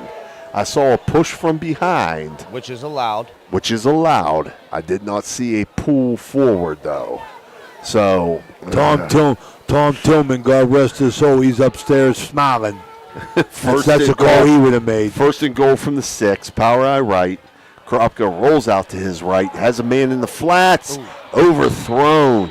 He didn't go to the flats. He tried to go to that intermediate, Matt, and he overthrew him there. Yeah, Coach, I thought he had the guy in the flat open there. Kropka rolls right hard there on first and goal from the 6 and decided to go to the second level, hit the second level receiver and just overflies him by a little bit. But, Coach, I think you're right. I think he had the flat open I think he there had for the a quick flat, second. yeah. Second and 6, Martins Ferry, 19.4 seconds remaining. Second and 6 from the 6. They'll send 2 receivers out to the right. Back set to the right of Kropka in the gun, and we have a timeout. Timeout here from Nelson Field. This is the High Valley Sports Online. We'll be right back. Are you looking for the ultimate sports connection? Look no further than Total Sports Connection. We've been in business since 1995, providing the best in screen printing, sports equipment, and fundraising opportunities. Our selection of cutting-edge sports clothing is second to none, with various different brands to choose from. And if you're looking for custom products for your team and fans, we've got you covered. So whether you're a coach, a player, or a fan, come visit us at 104 South Zane Highway in Martins Ferry. Or give us a call at 740-633-2772. Total Sports Connection, your one-stop shop for all your sports needs.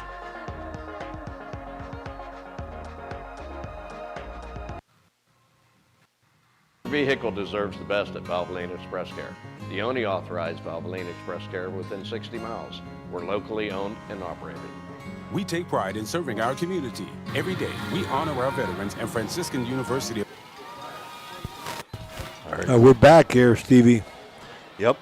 Second and goal from the 6. Kropka rolls to his right, throws back to his left. The old throwback. What a call. The old throwback. Touchdown, Purple Riders, to make it 16-6 with 14.9 seconds remaining here in the first half. The old throwback. Roll to your right, leak that tight end back out to the left side, and throw it back across the field. And it was wide open, Matt. Yeah, what a call there by the Martins offense, Coach. They send Barnett in motion right and throw back to the tight end for the touchdown. Martins on the board here late in the second quarter. It's going to be 16-6 waiting on the point after attempt. We got a penalty. Who scored that? It's electric touchdown. It's a good question, Ray. I couldn't see his number. I couldn't either. I love to give him credit. Tight end. Is that Thaker? I'm not sure. Point after touchdown here. I'll get it for you, Ray. Sponsored by Mosty Funeral. Another flag. That was Nate Wassman. Pass start. 5-yard penalty. Yeah, that's another false start on the extra point unit for Martins Ferry. There is going to back them up another 5 yards. We've seen this kid kicking in action. Seems to have the leg, but are they bringing on the bringing on the offense here. At the Mossy Funeral Home, point after touchdown here is Ferry. They got Bellaire. Bellaire had the hold, man, to try and keep it within the score. Down 2 scores now. Ferry now is going to go for 2 after they backed it up after that penalty. Power out right. Kropka fade route to the left side. Got him. And it's complete. 2-point conversion. Elijah Roby. Pass complete to number 8, Elijah Ruby for 2. It's going to make it 18-6. There's a penalty flag that comes in. 18, Big Red 6. Not sure what that was. Yeah, Martins Ferry gets 2 consecutive penalties there. Coach Kropka decides to send the offense on the field. Throws a one-man fade route to the side. Very nice pass by Colby Kropka. It's going to convert the 2-point conversion for the Purple Riders. Score 18-6. 14 seconds to go here. 8 in the second quarter. The call was unsportsmanlike against Be the assessed, Purple Riders. yeah, be assessed here. But I'm on the kickoff. I'm not quite sure why. I don't know if something was said. I didn't see anything that looked out of line, but. All right, so Ferry jumps out 18-6 here, really taking control here. Had 2 short fields, one on the interception, another one on the bad punt. To hand those touchdowns, Bellaire tried to hang tough, but Ferry just a little bit too creative to get themselves in the end zone. Yeah, this Martins Ferry team, too good of a football team, to make mistakes. And Bellaire, their defense has been playing pretty tough, and their offense, Martins Ferry's defense really slowing down the Bellaire offense, but couple costly mistakes there by the Big Reds offense, and you can't do that against a good team like Martins Ferry, who was able to capitalize on those mistakes. Well, everything you said, Matt, I agree with, because of the fact that I just believe Bellaire has played a good first half, except for that last 2.5 minutes. Yeah. Last 2.5 minutes have really put them in a hole now against a good Ferry team. Squib kick.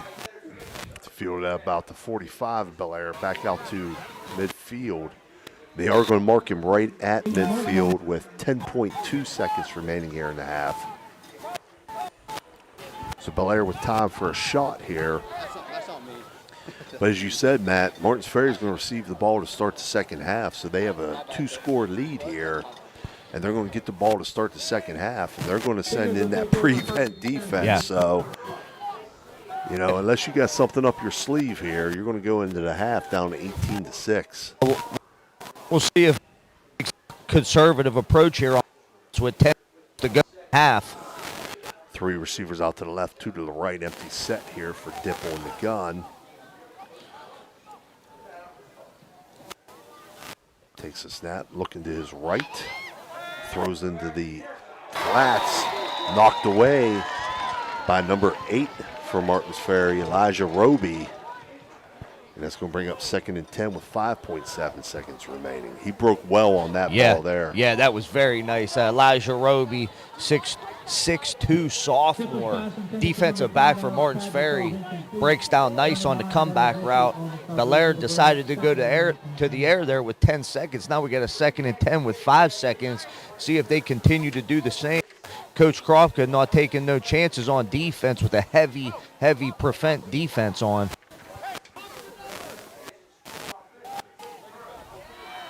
Quick throw out to the left side, complete.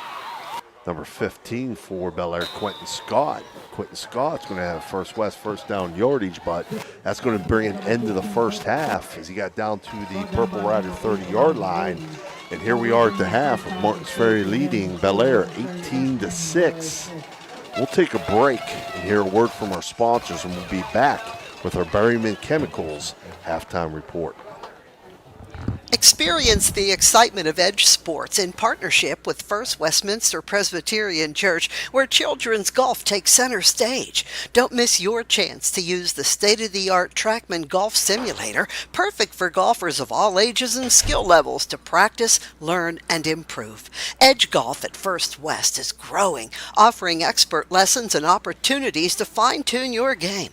Come alone or gather your group and schedule a session today before every slot fills up. Elevate your golf experience with Edge Sports. Call 740-282-4591 to book your tee time today. The loss of a family pet is always an emotional and difficult experience. At Arner Funeral Chapel in Chester, we know the value that you place on your pet. After all, they are a member of the family. Arner Funeral Chapel now offers pet cremation with prices starting at $65. Decorative urns to honor and remember your pet are available for purchase as well. Our services are available 24 hours a day, 7 days a week. Arner Funeral Chapel, caring for the entire family.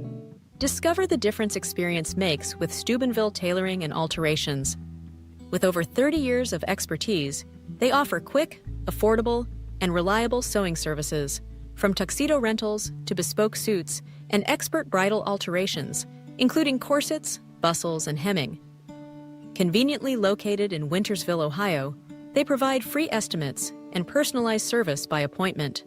Trust your special garments to the skilled hands at Steubenville Tailoring and Alterations. Call 740-314-5316 to schedule today. Experience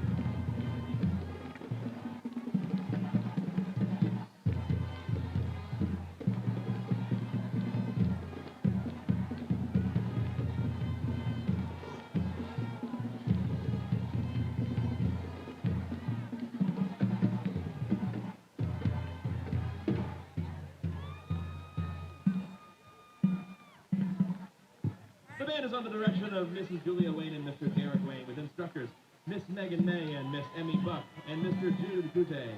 Let's hear it for the musicians, dance line, color guard, and student who brings this field to life.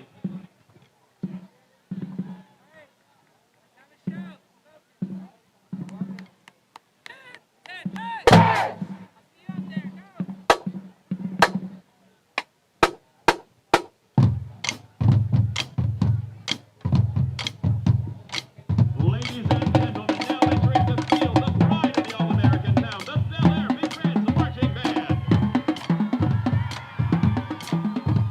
The band is under the direction of Mrs. Laura Klein, Assistant Band Director Dr. Alan Klein, and Percussion Instructor Mr. Stephen Street. Tonight, the band presents selections from Stephen Schwartz's hit Broadway musical and box office hit, Wicked. Selections include No One Mourns the Wicked, Defying Gravity, No Good Deed, and For Good, featuring trumpet soloist Dane Smith and mellophone soloist Anthony Kechter. Ladies and gentlemen, the BELLAIRE Big Reds Marching Band.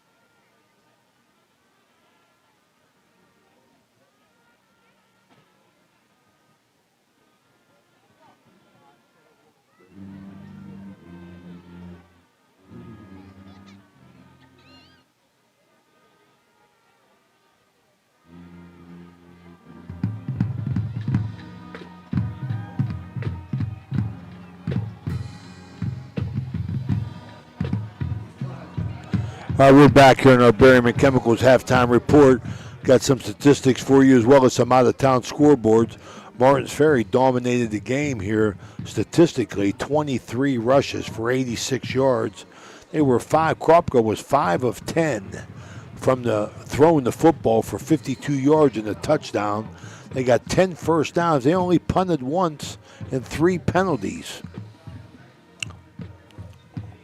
For Bellaire, who played themselves into the game for a while, they got 10 rushes for -3 yards. That's due to Dipple, had 23 yards and sacks that go down as rushes. Passing attempts, they had 11. They completed 5 for 57 yards, 4 first downs, 1 turnover, 2 punts. The punt killed them. The second punt really put them in a hole. Excuse me, but they only had 2 penalties. The scoring went, Ferry opens up the scoring with a 27-yard field goal to make it 3-0. Bellaire scored on a 15-yard pass from Dipple to Gonklik.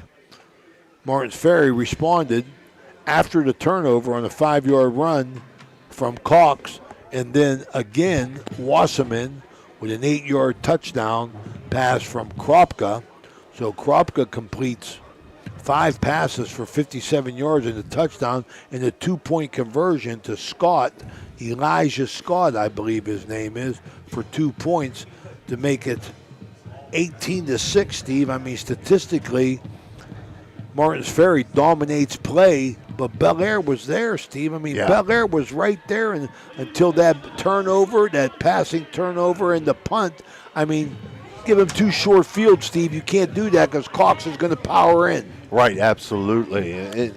You know, when you get a weapon like Cox, and again, he's only a sophomore, Ray. He's only a sophomore, but when you got a weapon like that, you can't give short fields. You can't allow them time to just keep pounding that ball at you. You know, and you know it starts to add up over time.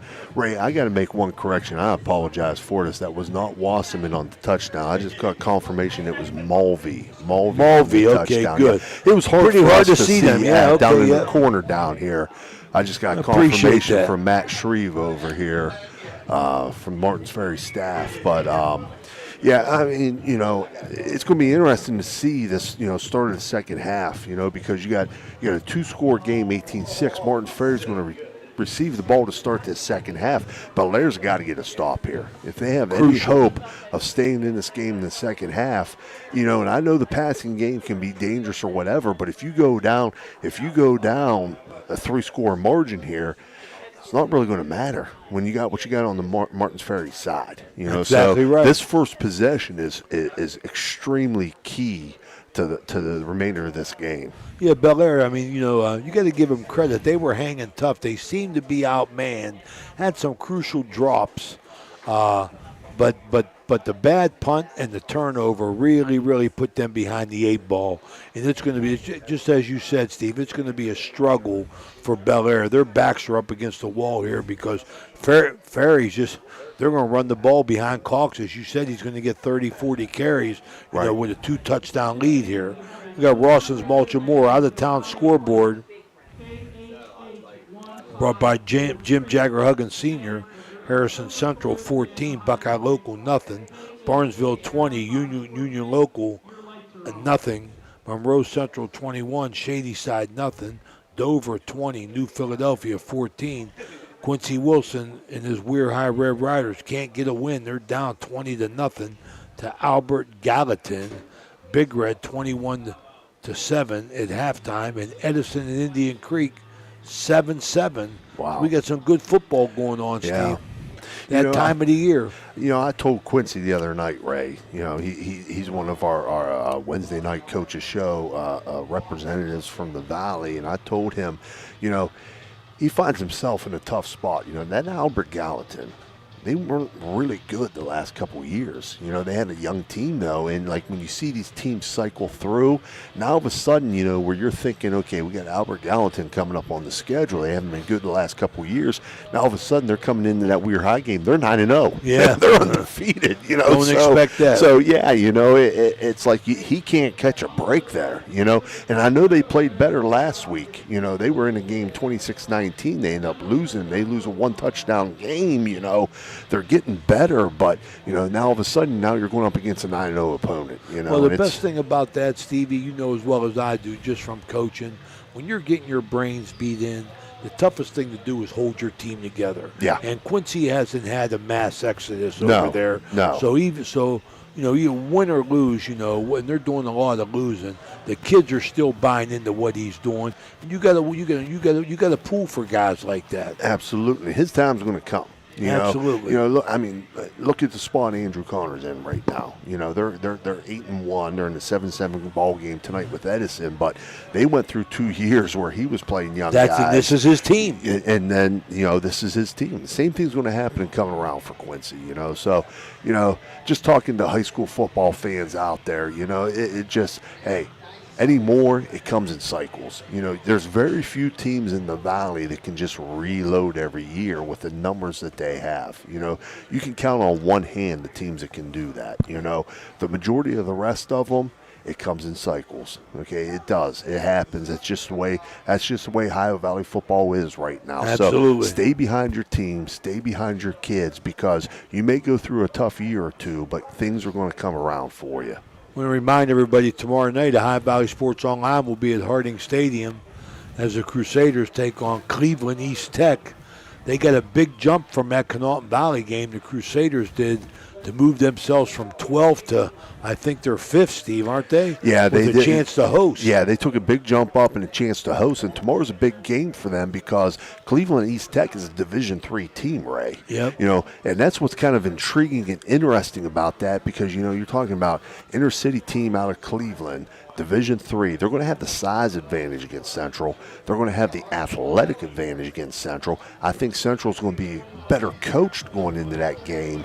But, you know, I don't envy Eric Meek at all because when you're preparing for a team like that, anything can happen on any play. Any play. You know, you think about the teams that Youngstown East used to bring into Yeah, Harding absolutely. Stadium, you know, they weren't the best teams when you look at them on the field, but then guess what? Now you're in a dogfight because they break a punt return or a kickoff return or you know, they break a long run on a play that looks like it was going for nothing, and next thing you know, you're in a dogfight. So I don't envy his position going into tomorrow night, but it's a huge point gain for Central against a Division III team that has 3 wins and can help improve their seeding as far as the playoffs go. Well, Coach Meek said at the coaches show, and tongue-in-cheek, he said, you know, we could get a lot of points here with this win. He goes, but I don't want to buy. I want to keep playing. And I said, I don't know if I believe you or not. Right. You know, when your numbers aren't great, right? Maybe it'd be okay to take that week and heal up a little bit and get back to full strength. Absolutely. All right, this is our Berryman Chemicals halftime report. We got Matt Bellardine. Is he back down on the field? Matt, come in. Where are you? Yeah, Coach, I'm back down here on the field, awaiting the second half here. We got a minute to go on the clock before the start of the second half here. Did you work on getting that interview with Coach Bain down there? Yeah, he said we'll talk about it in the morning. He said we'll talk about it at the morning at the bar. Okay, over coffee. Yeah. Remind me, I got to see Michael Pope, my man. Yeah. Ray needs a plumber, so Yeah. if Michael's listening, his toilet keeps running. So Michael Pope, if you're out there, brother, I need you. We recommended you, cuz. All I did was say, "Is there a plumber?" And everybody in the car said, "Michael Pope." So now I blew my cover so he won't come to have coffee in the morning. He won't be there for coffee tomorrow. He knows you're looking for him. You better get there early. He gets there early. All right, this is Ohio Valley Sports Online. We're going to wrap up this Berryman Chemicals halftime report. And thank everybody for listening in here as we move forward in the second half. As Martins Ferry, we talked about it. They're going to get the ball in. And, I got to agree with you, Steve. This is a crucial defensive effort right here for Bellaire to give themselves a chance. Right, absolutely. You get a stop here, you're still in this game. You give up a long drive or score to the Purple Riders, and it's going to be a really uphill battle from here. So Martins Ferry is going to send, it looks like Joaquin Cox is back there deep in the middle. Third quarter brought to you by the Echo Center. Our good buddies down at the Echo Center want to say thank you to them for their support. Butler Big Red set to kick things off here to start the second half. Footed to the ball. And it's going to be received by Joaquin Cox at about the 25-yard line, out across the 40, across the 45, out close to midfield. He's going to be tripped up and dropped, and they're going to spot him at about the Purple Riders' 48-yard line, right? So fairly short field for the Purple Riders to start the second half. All right, here's Cox. He had 61 yards in the first half on 13 carries. And he's going to get probably 13 more carries here. Oh, absolutely. They set the backs to the left. Cox back there behind Kropka. Hand off left side. Cox out to about midfield. Good job by the Bellaire defense there to hold him to 2-yard gain. It's going to bring up 2nd and 8 Purple Riders right at midfield.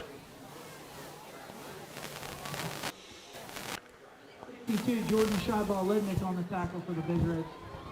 Shabal-Lednick on the tackle for the Big Reds.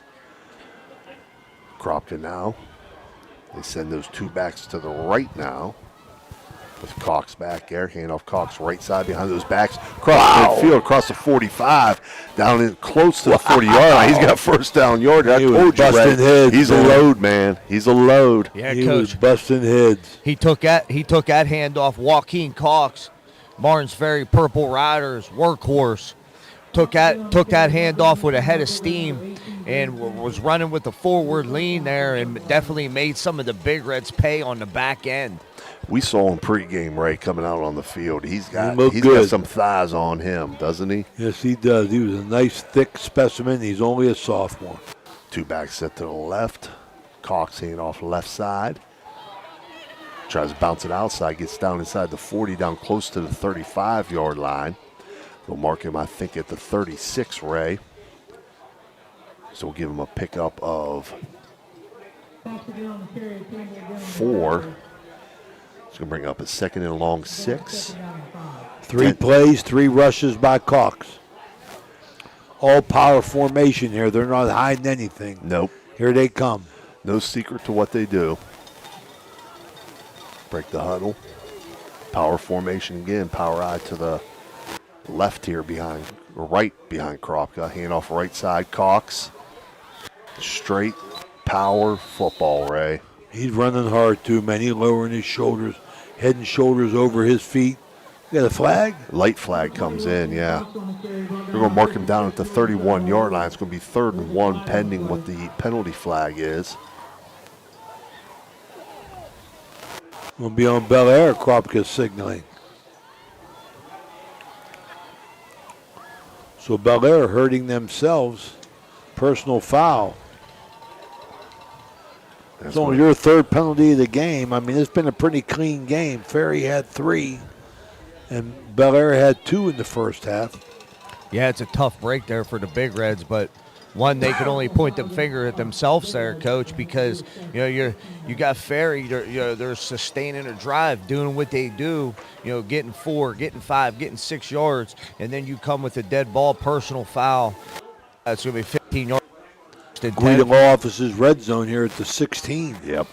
Power set to the left. Cox left side. Cuts it back to the middle. He's down inside the 15, down close to the 10. I think they're going to mark him at about the 11, it looks like. So that's going to be a pickup of another 5 and make it 2nd and 5. They're winning on first down, Steve, every time. Cox is getting 5 yards. Really put Martins Ferry in a great position. Yeah, as a coach, you got to take that all day long. Absolutely, man. I mean, like Martins Ferry is on the move here, and it's going to make it awful tough for. Power set to the right. Hand off Cox right side. Flags come in. False start, Martins Ferry. So Bellaire does catch a break there. It's going to back up the Purple Riders 5 yards back to the 17-yard line. It'll bring up second down and 11. So bring up second and 11 from the 17. Under the 9-minute mark here remaining in the third quarter now, Ray. Martins Ferry in no hurry. Their clock is their friend, and they are going to run it down. We're going to break that power set. We're going to go flanker right, split left, eye backfield. Kropka now on the boot to the left. Keeps it himself down close to the 15. Great open field tackle there. Nice play. But yeah, number 5, Alex Padgett for the Big Reds on that play. Yeah, Padgett made a nice open field tackle on Kropka. Yeah, Coach, that was second and 11 there. Design quarterback run there for Colby Kropka, but like you said, very nice open field tackle there. Alex Padgett, it's only going to be a gain of 1 there for the Purple Riders. Going to be a 3rd and 11, actually a no gain. Spread set here for the Riders. Kropka looking to his left, throws to his left in and out the hands of the receiver. I'll bring up a 4th down situation. We saw the Riders kick a field goal earlier, Ray. Yeah. It looks like they may do it again. Nope. Coach Kropka pulling them off the field. They're going to go for it here. Win for Bellaire if they hold, that's for sure. It'll bring up 4th down for the Purple Riders. Yeah, that'd be a real big defensive possession there, Coach, for the Bellaire if they come up with a stop here with 8 minutes to go in the third quarter, down 18-6 here at Nelson Field. Spread set. Kropka middle screen to Lucas Shane. Lucas Shane inside the 10, down close to the 5-yard line. Nice middle screen there, though. I think it is going to be just short, Ray. It is short. So they're going to turn it over on downs to the Bellaire Big Reds. Big win for the Bellaire defense. Yeah. Yeah, Martins Ferry, Coach, comes there. That was a good call there. That was a good call there on 4th and 11. Come with the middle screen there. Pick up about 10, but a bit, like you said, Coach, big stop for the Bellaire Big Reds defense. That still gives them a chance to continue to stay in this game here. 7:55 to go in the third quarter. Down 18-6. Big Reds take. Big Reds come out, send trips receivers out to the left, tight end to the right, back set to the right to Dipple in the gun. Movement. We got movement up front. This back judge threw the flag. I mean, what's he doing throwing it? Is that a delay? No, that's good. It's going to be against the offense there, Coach. So let's go back them up 5 from the 8-yard line down to the 3-yard line. 1st and 15 from their own 3 now of the Big Reds. Stay with that. Trips out to the left, tight end right, back set to the right, a Dipple in the gun. Dipple takes a snap, hands off right side. McMahon. Oh my goodness! Got to try to get out the end zone there. He did just get out of the end zone. Right. Looks like the ball just got across the goal line. Martins Ferry defense really putting on the pressure now, man. That ball was just outside the end zone. So second in a real long situation here, about 20 to go from inside their own 1-yard line. And Bellaire's going to stay with that spread look, Ray. They're going to send 3 receivers out to the left and 2 out to the right. So they're in an empty set from inside their own Stevie. 1. Dipple in the gun. Takes a snap, looking to his right, throws to his right. It's going to be intercepted. Intercepted. What a catch. Number 3 for Martins Ferry. Christian Shuttler. Is that his second? That might be Oh, his he second. almost had one. He almost had one at the end of the first half there, Ray. Yeah, he definitely ended the first half making some big plays there on defense. Christian Shuttler, 5'7", 155-pound junior, comes up with the turnover for the Martins Ferry Purple Riders. Another short field for Martins Ferry, and Bellaire Big Red's defense really got to stand up and be recognized here, man. Yep, 1st and 10 at the just outside the 15-yard line for the Purple Riders. Power set to the left, handoff Cox to the left side, inside the 15, driving his legs down close to the 10-yard line. Looks like they're going to mark him at about the 11. We're under the 7-minute mark remaining here in the third quarter. You know, that's one of those cases, Ray, when you run a spread offense, at some point you have to be able to go under center and run the ball a little bit. Was you surprised by that set, I was Stevie? real surprised by that empty set look inside the 1-yard line. I really was. Power set to the right. Kropka hands off the right side to Cox. Stacked up at the line of scrimmage. Not much there. So Bellaire defense still fighting, scrapping. Yeah. I'm telling you, game. If Bellaire defense has not played a good game, you know, this score would have been easily 30-6 right now. Oh, absolutely. Yeah, all the credit in the world, Coach, like you said, to that Bellaire Big Red defense. You know, Bellaire's biggest issue right now is, you know, they're hurting themselves with penalties and turnovers. We got a timeout on the field for an injury. It's a Mario's Italian Restaurant timeout. We want to take the break with them? Let's do it. We'll take a break here. A word from our sponsor. We'll be right back. A Bruin symbolizes strength, adaptability, and resilience. From the moment a child enters Brooke County schools, they are forever known as a Bruin. They have pride in themselves and the schools they attend. A Bruin can navigate challenging situations and will always work to embrace change. A Bruin ensures all students understand what it means to be a part of something special and have a sense of belonging where they can study, compete, and succeed. Want to learn more about what it means to be a Bruin? Visit BruinPride.net. Brooke County Schools, the place to be. For 37 years, Raggi Home Improvement has stood as a beacon of reliability in Weirton, West Virginia, proudly distributing Provia windows and doors. Their unwavering commitment to quality and customer satisfaction has transformed countless homes, allowing families to enhance both aesthetics and energy efficiency. With free estimates, Raggi makes the process approachable, ensuring homeowners feel supported every step of the way. Their long-standing presence in the community not only elevates local homes, but also fosters trust, making them a cherished partner in home improvement. At Steel and Wolf. Ross's Mulch and More out-of-town scoreboard here at High Valley Sports Online. Albert Gallatin, 27, Weir High, nothing. Monroe Central, 41, Shadyside, nothing. Toronto, 54, Brownsville, 0. Barnesville, 27, Union Local, nothing. Big Red, 24, Wheeling Park, 7. St. Clairsville, 31, nothing over Cambridge. And Elkins, 17, Brooks, 7. Courtesy of Jim Jagger Huggins Sr. Ferry facing 3rd and 6 from the Bellaire Big Reds 12-yard line. They'll come out and spread set here. 2 receivers to the left, tight end flanker to the right. Back set to the right. Kropka takes a snap, throws out to the left side, complete. Down close to the 5-yard line. I think that was Barnett. It was Maurice Barnett. Kropka's pass complete to number 1, Maurice Barnett. See where they mark him here, Ray. It's going to be close to first down yardage. The kid from Bellaire down looked like he got a cramp. He's going to get up, though.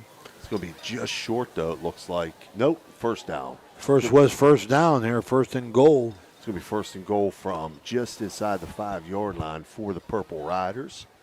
Barnett's first catch of the second half gets him a first down. He had 2 catches for 21 yards in the first half.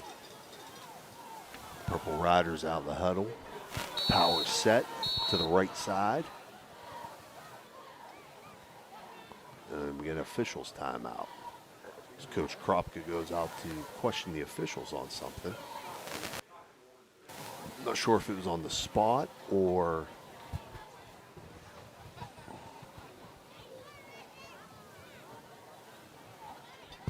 they went quick tempo there, and then Kropka was out on the field, so he definitely wanted to take advantage of something that he didn't get.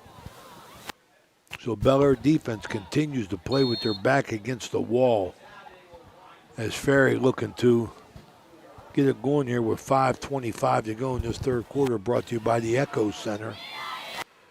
Power set to the right side for the Purple Riders. Kropka under center. Takes a snap, hands off right side. I think that's Roby back there this time. It's not Cox. It was Roby this time down inside the 5-yard line. Number 9, Bishop on the carry. Yeah. That's the other sophomore there, Elijah Roby. Quick side note there after the second play. Well, it looks like Joaquin Cox is going to be back on the field. He came off slow after second down, but it looks like he's back out there now here on.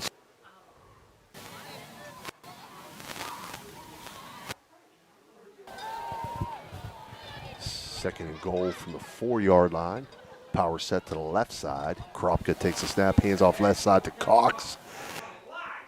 Down He's bouncing close, off people. Bouncing off, keeping the legs going. He's down close to the goal line. He's going to be just short.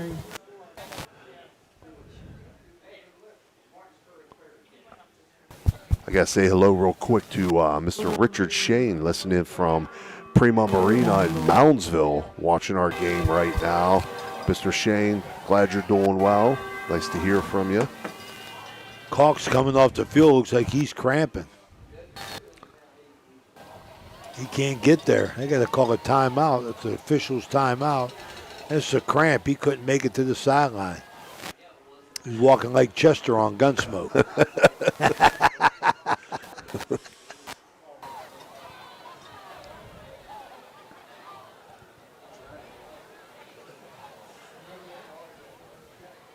So they got to get the cramps, Steve. You got to get them bananas out. Yeah.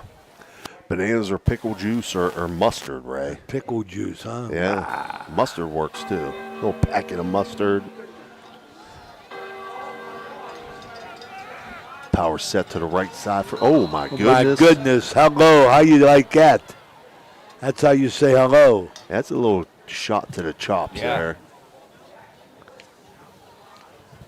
I'll move it half a distance towards the goal, so now it's going to be 3rd and inches for Martin Bellaire's third penalty. He only had 2 in the first half. 3:50 to go in the third quarter. Clock running. Kropka come to the sideline, gets the start. The play from his father, and they're inches. Power set to the right. Kropka quarterback sneak. No signal yet. No signal yet. Went sideways. And that's a touchdown. Okay, it's electric as Kropka gets in from inches away. So that puts Martins Ferry up 24-6 now with 3:28 remaining here in the third quarter. At the Mossy Funeral Home, point after touchdown.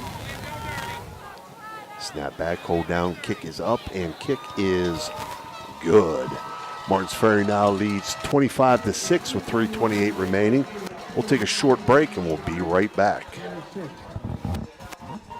Bruin symbolizes strength, adaptability, and resilience. From the moment a child enters Brooke County schools, they are forever known as a Bruin. They have pride in themselves and the schools they attend. A Bruin can navigate challenging situations and will always work to embrace change. A Bruin ensures all students understand what it means to be a part of something special and have a sense of belonging where they Partnership with First Westminster Presbyterian Church, where children's golf takes center stage. Don't miss your chance to use the state-of-the-art TrackMan Golf Simulator, perfect for golfers of all ages and skill levels to practice, learn, and improve. Edge Golf at First West is growing, offering expert lessons and opportunities to fine-tune your game. Come alone or gather your group and schedule a session today before every slot fills up. Elevate your golf experience with Edge Sports. Call 740-282-4591 to book your tee time. Line drive, Squibber, Bellaire having trouble with it. Ball. I think the Purple Rider. There was a little rugby scrum down there for it. It is Oh my goodness, football. are you kidding me? Wow. Bellaire's third turnover, Matt. What'd you see down there? Wow, Coach. What a play there by the special teams unit, the kickoff unit for the Martins Ferry Purple Riders. They continue. They've been squib kicking it all night, and they a couple times before that they've almost got it a couple times before that, and they continue to stay with it. And that time it bounces off a Bellaire Big Red receiver, and the Purple Riders jump on it here. 20-6, Ferry leads. Steve, another short field. Yep, 1st and 10 at the Bellaire Big Red's 22-yard line. Power set to the left, hand off left side. I think that's Roby. No, it's number 9, I think. Yeah. Is that number 9, Matt? Yeah, Gunnar Coach. Disher? Yeah, Coach. Gunnar Disher? Gunnar Disher. He's going to pick up 2 there, make it 2nd and 8 from the 20-yard line, just inside the 20. So Roby out with that cramp. Let's see if he even comes back, as Martins Ferry working hard to put this game away by the end of 3. 2:51 on a running clock. Kropka in the gun. How you like that? Yeah, right? He's got 3 backs back there with him, though, so it's still a power set, Ray, as Kropka keeps it right side himself. Yeah, Coach, that's flashbacks to the old Cardinal Mooney formation there. Pistol, we used to pistol load, quarterback keep. Yep. Just quarterback, straight quarterback power or ISO there. Yeah. Lead the backs up in there and let the quarterback follow it. Yeah, that's definitely an old Cardinal Mooney formation there in the glory days of Cardinal Mooney back there in the mid 2000s. That was their favorite formation when they had the 3 big guns in the backfield. Ferry will stay with the power set to the left. Kropka takes the snap, throws out to the right side, complete to Barnett, stiff arms a man, and he's going to get into the end zone. Touchdown, Purple Riders. It's Barnett.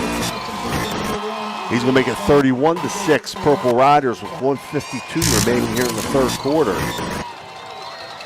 Yeah, junior quarterback Colby Kropka goes to his favorite target, 5'11" senior Maurice Barnett.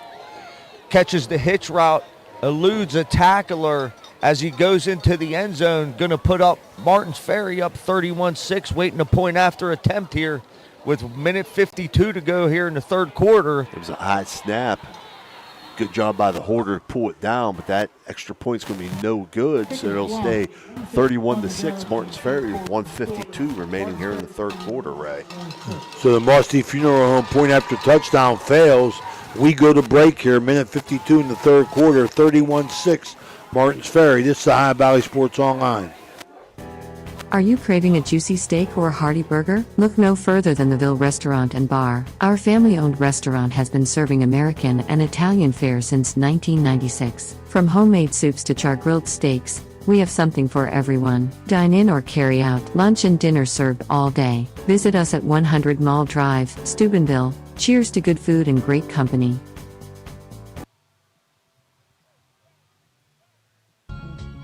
Are you tired of lugging heavy water bottles from the store to your home or office? Look no further than Water Transport in Hopedale, Ohio. For over 36 years, we've been providing premium quality water to the tri-state region. Our team is dedicated to deliver. All right, Ferry to kick it off. Another squibber. There's another one, Coach. Yep, and this one's fielded, though. Number 5, Alex Paget, goes up high to get Big it. hit. Pulls it down, so Bellaire's going to take over 1st and 10 at their own 36-yard line. Purple Riders continuing to keep the momentum, hitting on all facets of the game. Offense, defense, and special teams coming up big for the Purple Riders here in the 2nd half. Bellaire's going to go with the spread look here. 2 receivers out to the right, tight end flanker left. Dipple under center with the lone back, McMahon. Dipple takes the snap, hands off left side to McMahon. McMahon's got positive yardage over the left side. We give him a pickup of 3. Number 6, Rylan McMahon on the carry, brought down by 54, R.J. Welshans for the Purple Riders. Gain of 2 will bring up 2nd down and 8. Martins Ferry now just want to keep everything in front of them. Minute 35 to go. Spread formation again for Bellaire. Dipple this time will go out of the gun with McMahon set to his left. Dipple takes a snap, looking to his right. Throwing to his right on the flag route. Got a man out there. Great play again by Shuttler again. Listen, Shuttler has played, after he gave up that one score, Matt, he has played great coverage from there on out. Absolutely. Wow, what a play there by the 5'7" junior Christian Shuttler, Coach. We keep saying his name. He's having one heck of a game on the defensive side of the ball from the quarterback position. Padgett was behind him on that. A nice recovery.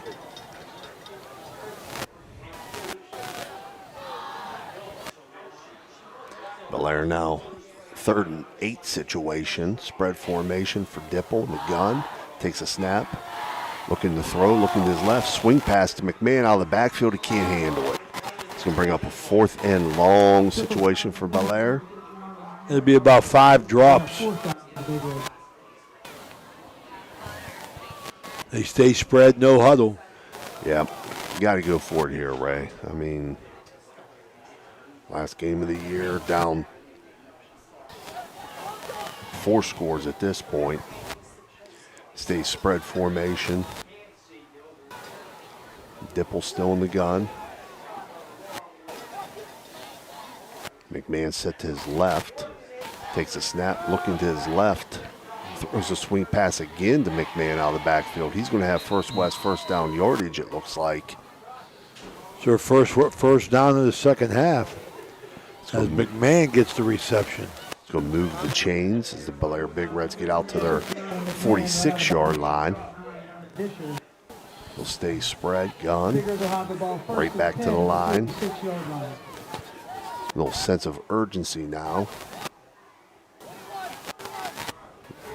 Dipple gives his receivers the call.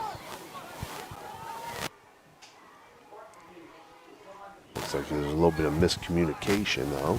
Now they get the call. Takes a snap, looking to his left.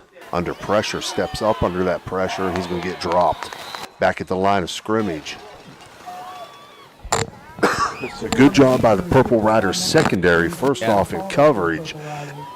And then the pass rush, they didn't send any pressure, Matt. They just all kept their lanes. Yeah. Forced him back to the middle, was able to collapse on him back at the line of scrimmage. Yeah, like you said, that's definitely a credit to the Purple Riders defensive backs there. That's a coverage sack all day, but good pursuit there also by the Purple Rider defensive front. Empty set here for the Big Reds. 3 receivers to the right, 2 to the left. Dipple in the gun by himself. Better run. Get a delay. And get the timeout. 19.8 seconds remaining in the third quarter. Big Reds take a timeout. Want to take it with them, Ray? We'll be right back. All right. Are you looking for the ultimate sports connection? Look no further than Total Sports Connection. We've been in business since 1995, providing the best in screen printing, sports equipment, and fundraising opportunities. Our selection of cutting-edge sports clothing is second to none, with various different brands to choose from. And if you're looking for custom products for your team and fans, we've got you covered. So whether you're a coach, a player, or a fan, come visit us at 104 South Zane Highway in Martins Ferry. Or give us a call at 740-633-2772. Total Sports Connection, your one-stop shop for all your sports needs. Yeah, you got to always go with Hummel and Mike. We're back in National Colloid. 2nd and 10 for Bellaire with 19.8 seconds remaining here in the third quarter. They're in an empty set. Dipple takes a snap, throws it out. Just a now route out here. Complete. First down yardage and more. He might take us in, Ray. It's and electric. He is. It's electric. Number 15, Quentin Scott. It was just a now route out here, and it's going to go 46 yards for a touchdown to the Bellaire Big Reds. Dipple to Quentin Scott for the touchdown to make it 31-12. 7.5 seconds remaining here in the third quarter. Well, there's something that kid will remember right there in the Bellaire Martins Ferry game. He scored a touchdown, 46 yards. He ain't going to tell nobody what the score was, though. You know what? Take that back, Ray. It would be 54 because it was from their own 46. Their own 46 makes it 54 yards. That's my central math education. That's that Crusader math. Yeah. Bellaire's going to go for 2 here. Mosty Funeral Home point after touchdown, 2-point version. Dipple takes a snap, looking to his left. Throws underneath, crossing route incomplete. So it'll stay 31-12. Martins Ferry with 7.5 seconds remaining here in the third quarter. Martins Ferry 31, Bellaire 12. Experience the difference with Richard Sharon and Associates, Steubenville's trusted accounting experts. With over 50 years serving the Ohio Valley, our firm stands out for professionalism, experience, and unwavering quality. Each client benefits from the collective knowledge of our entire team, ensuring personalized attention and expert solutions. Our staff exceeds industry standards, committing to more than 80 hours of annual continuing education. Discover the peace of mind that comes from working with a firm dedicated to your financial success. Get to know us today.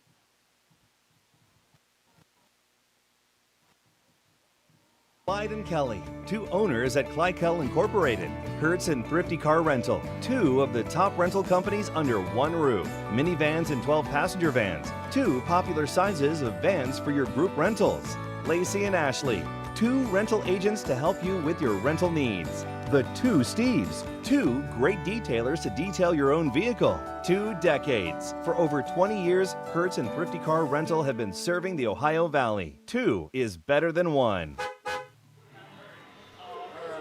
We're back here. Rawson's Baltimore out of the town scoreboard. Wheeling Central 35, Brashear 6, Fairfield Union 23, John Marshall 14, Oak Glen 21, Liverpool 14, and we got a barn burner, Edison 15, Indian Creek 9 at the end of 3.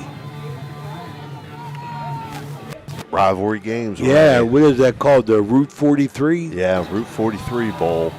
Bellaire now set to kick things off back to the Purple Riders, fielded at the 25-yard line by Purple Rider, back up the middle and across the field. My! He's got open field, and he's going to take it to the end zone for the Purple Riders. It's electric.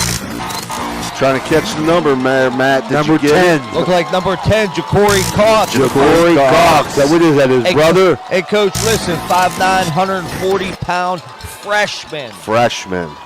Turn the Jets on there to make it 37-12 with the clock running out in the third quarter. Wonder if that's a relation.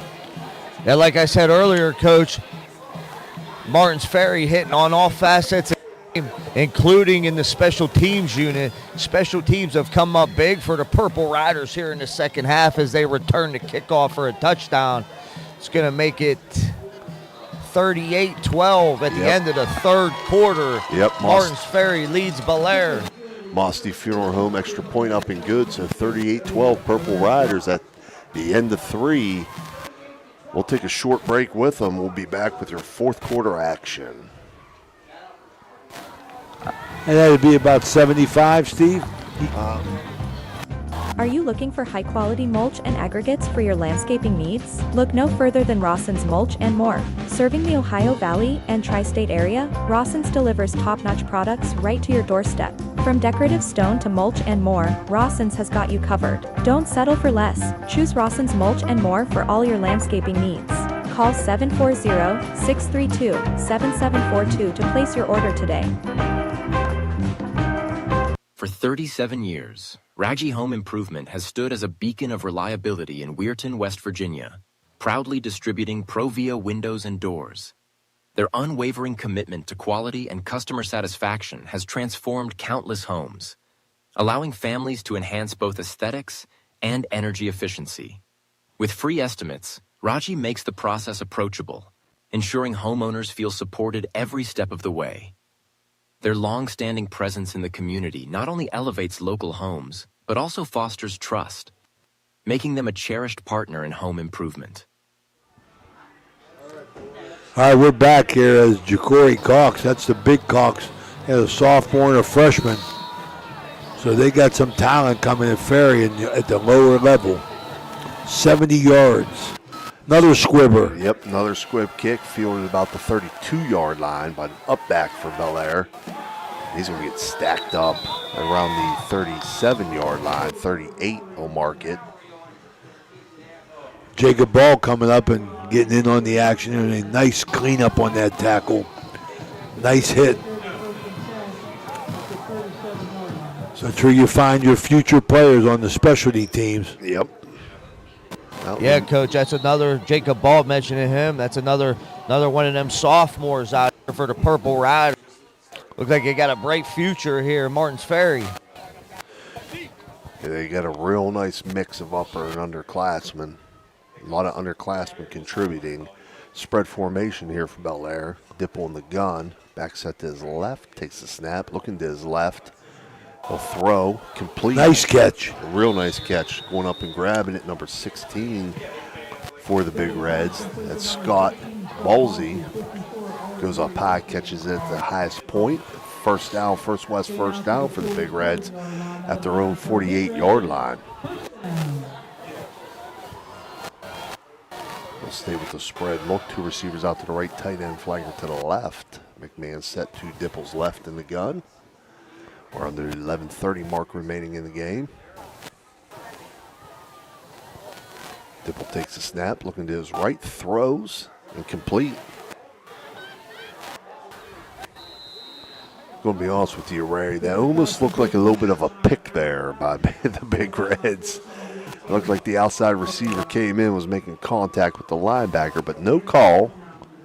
Second and 1 on a 9-yard pickup there for the Big Reds. Well, I got to think that Bellaire has resigned themselves to throwing the football on every play here. Yeah. I think Ferry's going to start jumping on these quick hitters. Trips out to the left, split right for Bellaire. Back set to the left, that's McMahon.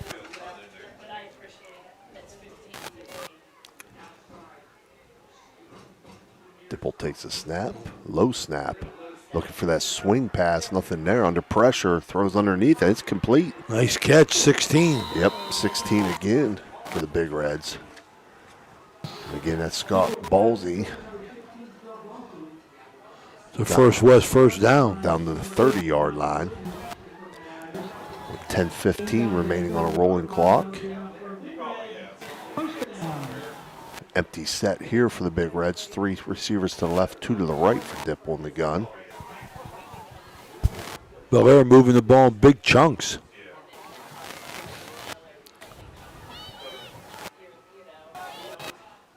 Dipple takes a snap, looking to his right, throws.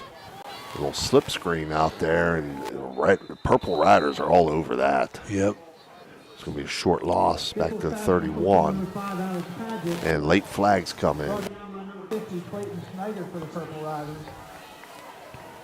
A real late flag there. Probably a dead ball situation.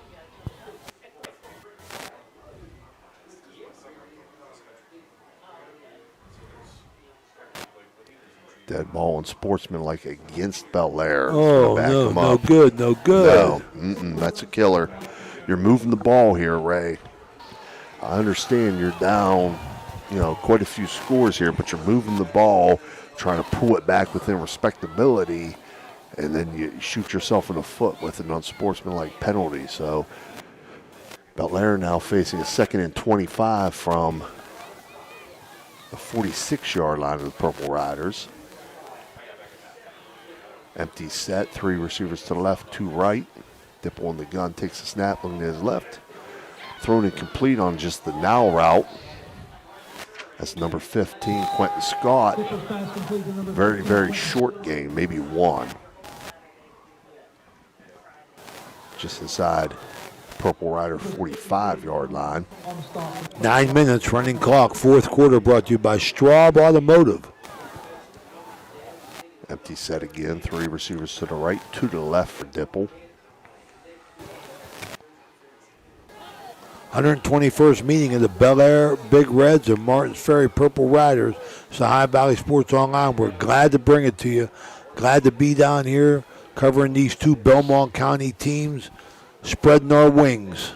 Dipple takes a snap, throws to his right, in and out of the hands of the receiver, and also in and out of the hands of a defender. So went through the offensive player's hands and the defensive player's hands and falls to the ground incomplete. stopping the clock with 8:28 remaining, and a 4th and 25 situation for the Big Reds. Well, we're really, really happy to have Valley Sports Online. We hope you tune in. You're enjoying yourself and the game in this broadcast here as Ray Suckoff, Steve Daly, Matt Bellardine, and Danny Vogel bring it to you from Nelson Field.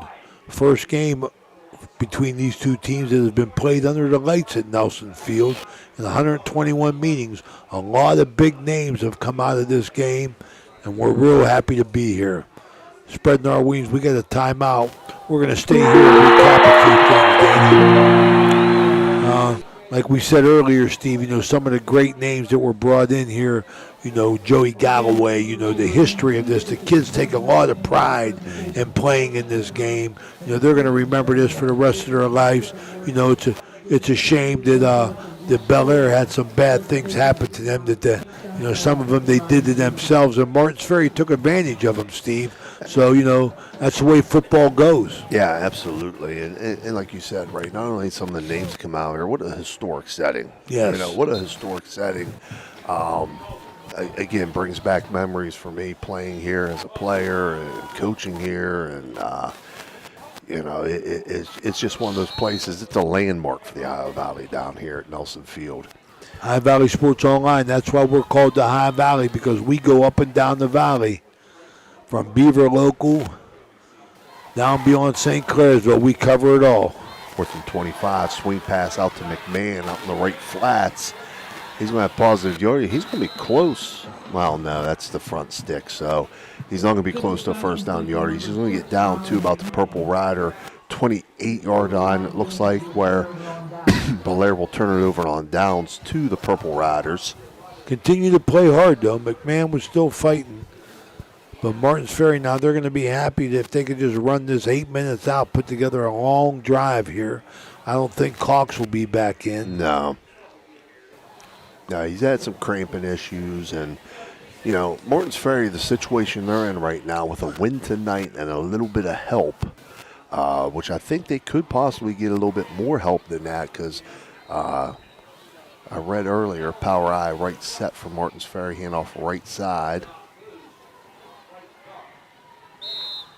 Short game. Harrington may have had to forfeit a couple games, and one of those forfeits may have been Uniontown, who Martins Ferry beat earlier this year. So if that's the case, Martins Ferry is going to pick up some points there from Uniontown for that forfeit, if that's what follows through in that situation. But I did read that earlier. They'll have to make a decision on that quickly, I guess, before Sunday, right? Right. And again, it's allegedly at this point, Ray. Power eye left set for Martins Ferry, handoff left side. Disher again. Fighting. Picks up a couple. So again, if that's the case and they get that little bit of help there and maybe one or two more other wins, that could put the Purple Riders in the playoffs here, Ray. And that's all they want, just a chance. Everybody wants to first of all extend their season. Then you want to start playing around Thanksgiving, and you got something going, but you got to get in first. 3rd and 6 situation for Martins Ferry as the clock goes under the 7-minute mark. Power running set to the right. Handoff right side. Disher again. Not going to get first down yardage, Ray. But we do have a late flag that comes in, and that's going to go against Bellaire. As the whistles blew and they slammed the back down to the ground. So that's going to hand Martins Ferry a first down here, where they can continue to run the clock at this point.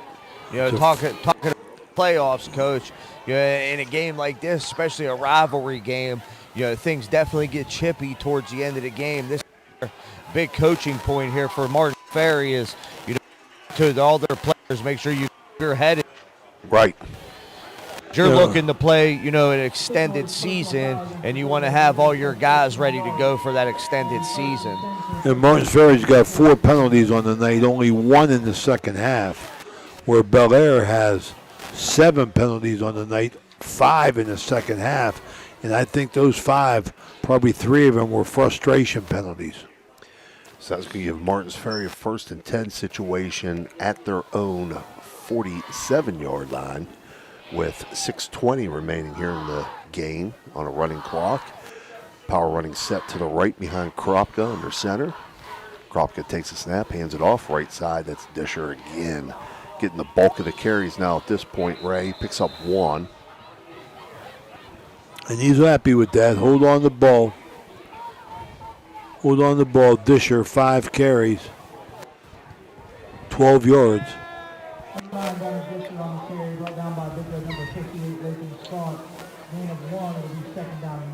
So bring up 2nd and 9. Martins Ferry in no hurry here.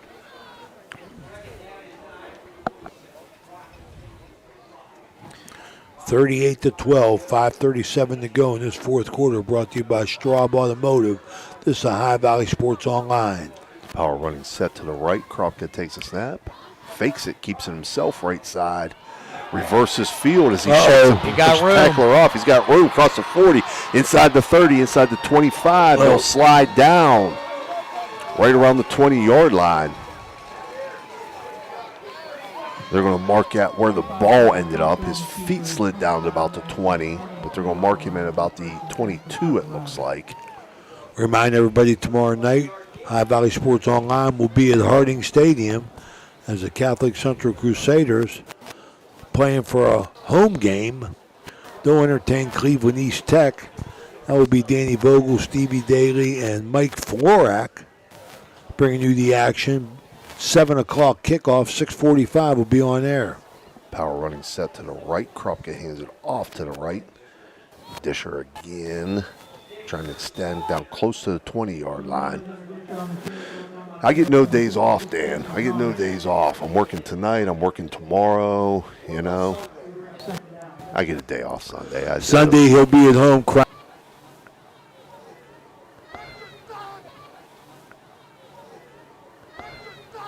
Going in on over 60 plays Martins Ferry has run. And we got a timeout. This is Ohio Valley Sports Online. We'll be right back.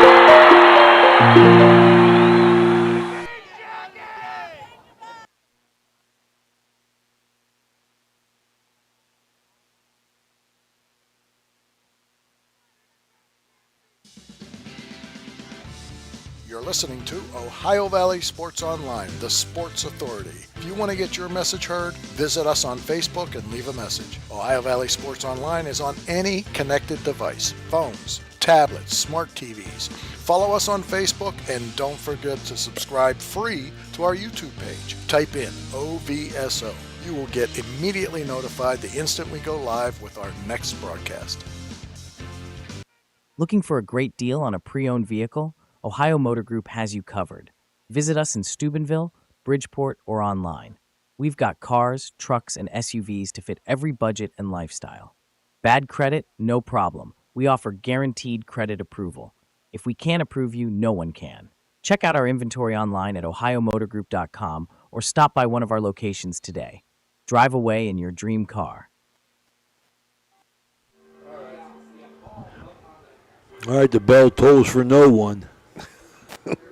Here is Ferry looking to run the clock out. 3.5 minutes to go, fourth quarter. Power running set to the left. Kropka hands off to the left. Disher down inside the 15-yard line. Guida Law Office's red zone. Martins Ferry has made a living in there. It's going to bring up 4th and about 1. By the time they snap this one, Ray, they're going to be down around 2:45 remaining in the game, leading 38-12.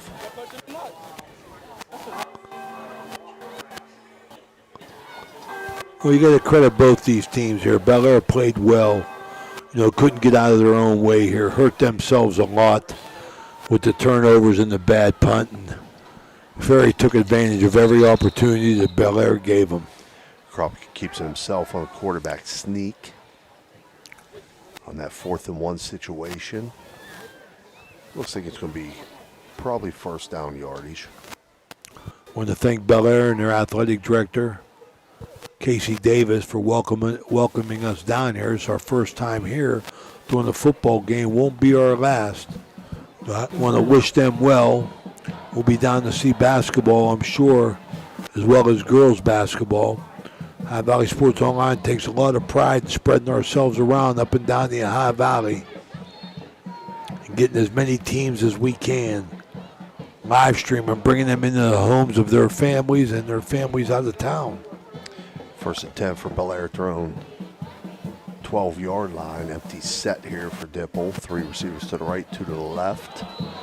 And it looks like another we got penalty. Movement. Yep, movement along the offensive line. It's going to back it up 5. Back to the 7-yard line. Flag on the play. All-star Big Red, assessed 5 yards, first and 15. 2:41 remaining. We'll stay with that empty set.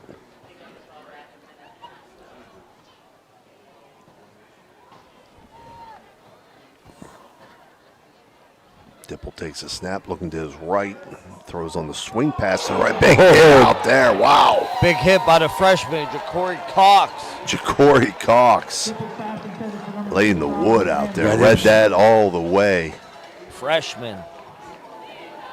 Those are the things that happen, Stevie, Matt, whenever you know they're going to pass, man, and you know you're just looking to hit somebody. I guess they say it fell incomplete, right? Yeah, 2nd and 15. The clock stopped, so empty set again. 3 receivers to the right, 2 to the left for Dipple.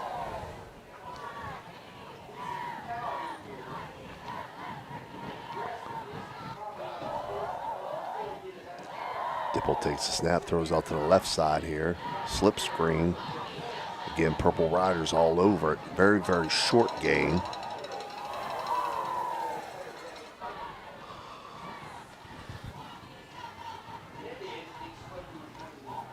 Going to bring up 3rd down situation here.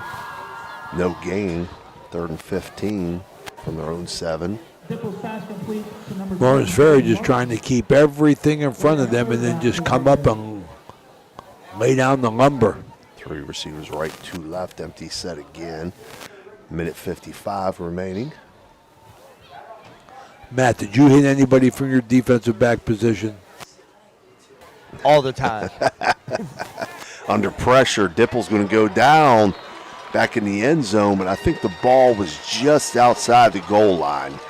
And they're going to mark it just outside the goal line at about the 1-foot line. It's the 2nd time they almost got him. Yeah. That's going to bring up a 4th and very long. 4th and about 22 from inside their 1-yard line with 1:15 remaining in the game. 3 receivers out to the right, 2 to the left. Dipple in the gun from his own end zone. Just a minute to go in the football game. Takes the snap. Under pressure, trying to get away from it. He's going to be dropped. That's going to be a safety. An injury to insult right there. That's going to make it 40-12 with 54.2 seconds remaining. Big number 54, R.J. Welshans. Yeah, the Martins Ferry defense there holds for the safety there, puts the exclamation point. You know, I'm going to tell you something. You know, I look at my stat sheets up here, and Martins Ferry has dominated in every single category, but the game was close. The game was close until the interception and then the bad punt, and gave Martins Ferry, before the half, 2 short fields, Matt. Yeah, Coach, definitely. You know, Ferry came out, did what they do.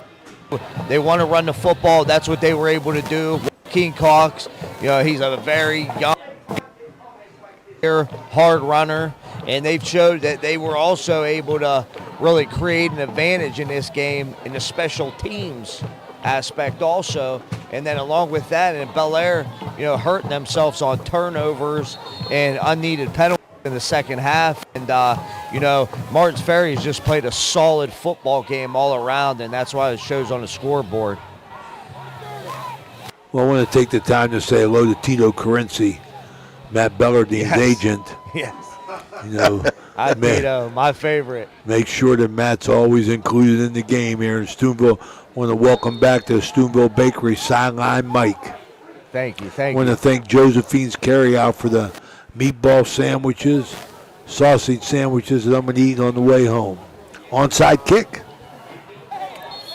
Feel by the Purple Riders, and I'd imagine they're just going to take a knee here, Ray.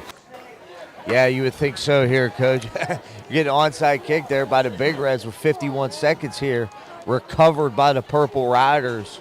40-12, Martins Ferry, 51 seconds, fourth quarter. Second unit coming in for the Purple Riders. No, Kropka's still out there. You got a little mixture out there, it looks like. Probably just secure the ball, kneel on it.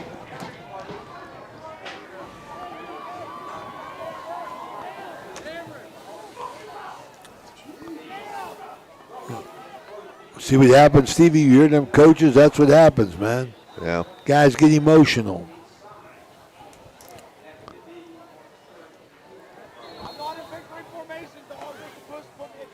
Got a timeout by the Purple Riders. Looks like they got about 20 guys out there on the field. So the last 10 years, this has been 5 wins apiece. Ferry's going to take it. Ferry's going to cut into the lead. Going to make it 59, 56, and 7 is the record. 59, 56, and 7. Martins Ferry going to take home Sparky, the trophy that they play for. We've been proud to be a part of it in the 5th longest tenured rivalry in the state of Ohio, only behind Massillon and Camp McKinley. Dover, New Philadelphia, where New Philadelphia is winning that game tonight. Ironton and Portsmouth West, and Troy and Piqua. Want to make sure we say hello again to Bill Bruni, our good buddy from Martins Ferry. Want to wish him well as my good buddy from Bellaire, Gay Talese. Martins Ferry does take the snap and kneels on it. That's going to keep the clock rolling here, Ray. They're going to take home Sparky in a well-deserved win. We'll be back with our Jimmy John's post-game report. This is the Ohio Valley Sports Online. We'll be right back.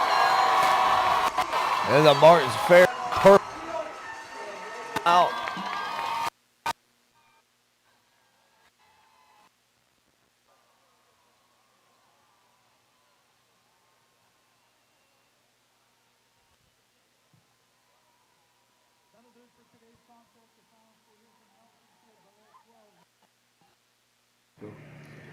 Ohio Valley Sports Online is your sports authority.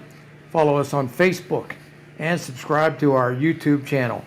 Live streaming high school and NCAA sports, plus weekly football coaches shows right here on Ohio Valley Sports Online. Attention sports fans, are you looking for the ultimate game day experience? Look. Calling all sports fans looking for the ultimate game day experience. Check out the O Patio and Pub on Lane, your go-to spot for pregame excitement. It's a 5-minute walk from the iconic OSU football stadium and the Schottenstein Center. Join us for the best pregame parties for football, basketball, and concerts. Enjoy the best wood-fired pizza and marinated baked, then deep-fried wings with all your favorite sauces. Our rich history in Ohio State's campus and culture spans 30 years, with a deep-rooted love for home reflected in our logo featuring the Star of Steubenville. So whether you're visiting family, catching up with friends, or heading to an event around OSU, stop by the O Patio and Pub on Lane. Embrace the spirit of the Valley and the thrill of the game with us. We are proud supporters of all Ohio Valley sports teams, so visit us at 123 Lane Avenue, Columbus. All right, we're back here with our post-game report brought to you by the O Patio and Pub on Lane. Got a score of interest here. Indian Creek and Edison, they go into overtime. They're 15-15. You know, so that's going to be Indian Creek's second overtime in a row, games 9 and 10. But you guys make your comments. But my comment on this game is the fact of, just what I said before the break. I mean, Martins Ferry dominates the game statistically. But boy, oh boy, Bellaire was right there until the turnover, the interception, and the bad punt that gave Martins Ferry 30-yard short fields before the half to take control of the game. Stevie. Absolutely, Ray. I mean, Martins Ferry did what they needed to do. We knew they were going to use the power running game. They did that effectively enough to control the line of scrimmage and win those physical battles that I talked about on each and every down. So I felt that Martins Ferry was the more physical team.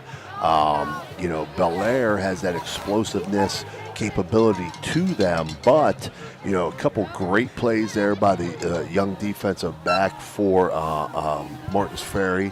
His name eludes me right now. I'm sorry. Oh boy, where is he at there? Number 3. Number 3. Yeah, number 3, Christian Shuttler. Thank you, Matt. Thanks for helping me out there. Shuttler, he has some great defensive plays. He got beat on one, but after that, he didn't get beat after that. So, like you said, Ray, that critical turnover, the penalties, so the mental mistakes added up for Bellaire and was too much to overcome. Absolutely. Butchie. Yeah, Coach, like you said, I echo everything you guys are saying. Martins Ferry came to play tonight. They were hitting on all facets of the game, and this is definitely for them sitting in that number 12 spot. And now, like you said, with a little bit of help, it's going to extend their season. But definitely want to send out a congratulations to Coach Kropka, their entire team, and our dear friend and family, Coach Bain. Congratulations on the win tonight. We're real happy for the Purple Riders. Absolutely. From Nelson Field, this has been Ohio Valley Sports Online. Ray Suckarch, Matt Bellardine, Steve Daly, Jim Huggins Sr., and Danny Vogel signing off. Remember, we'll be at Harding Stadium tomorrow night. 6:45 will be on air. Thanks for watching. Have a great night.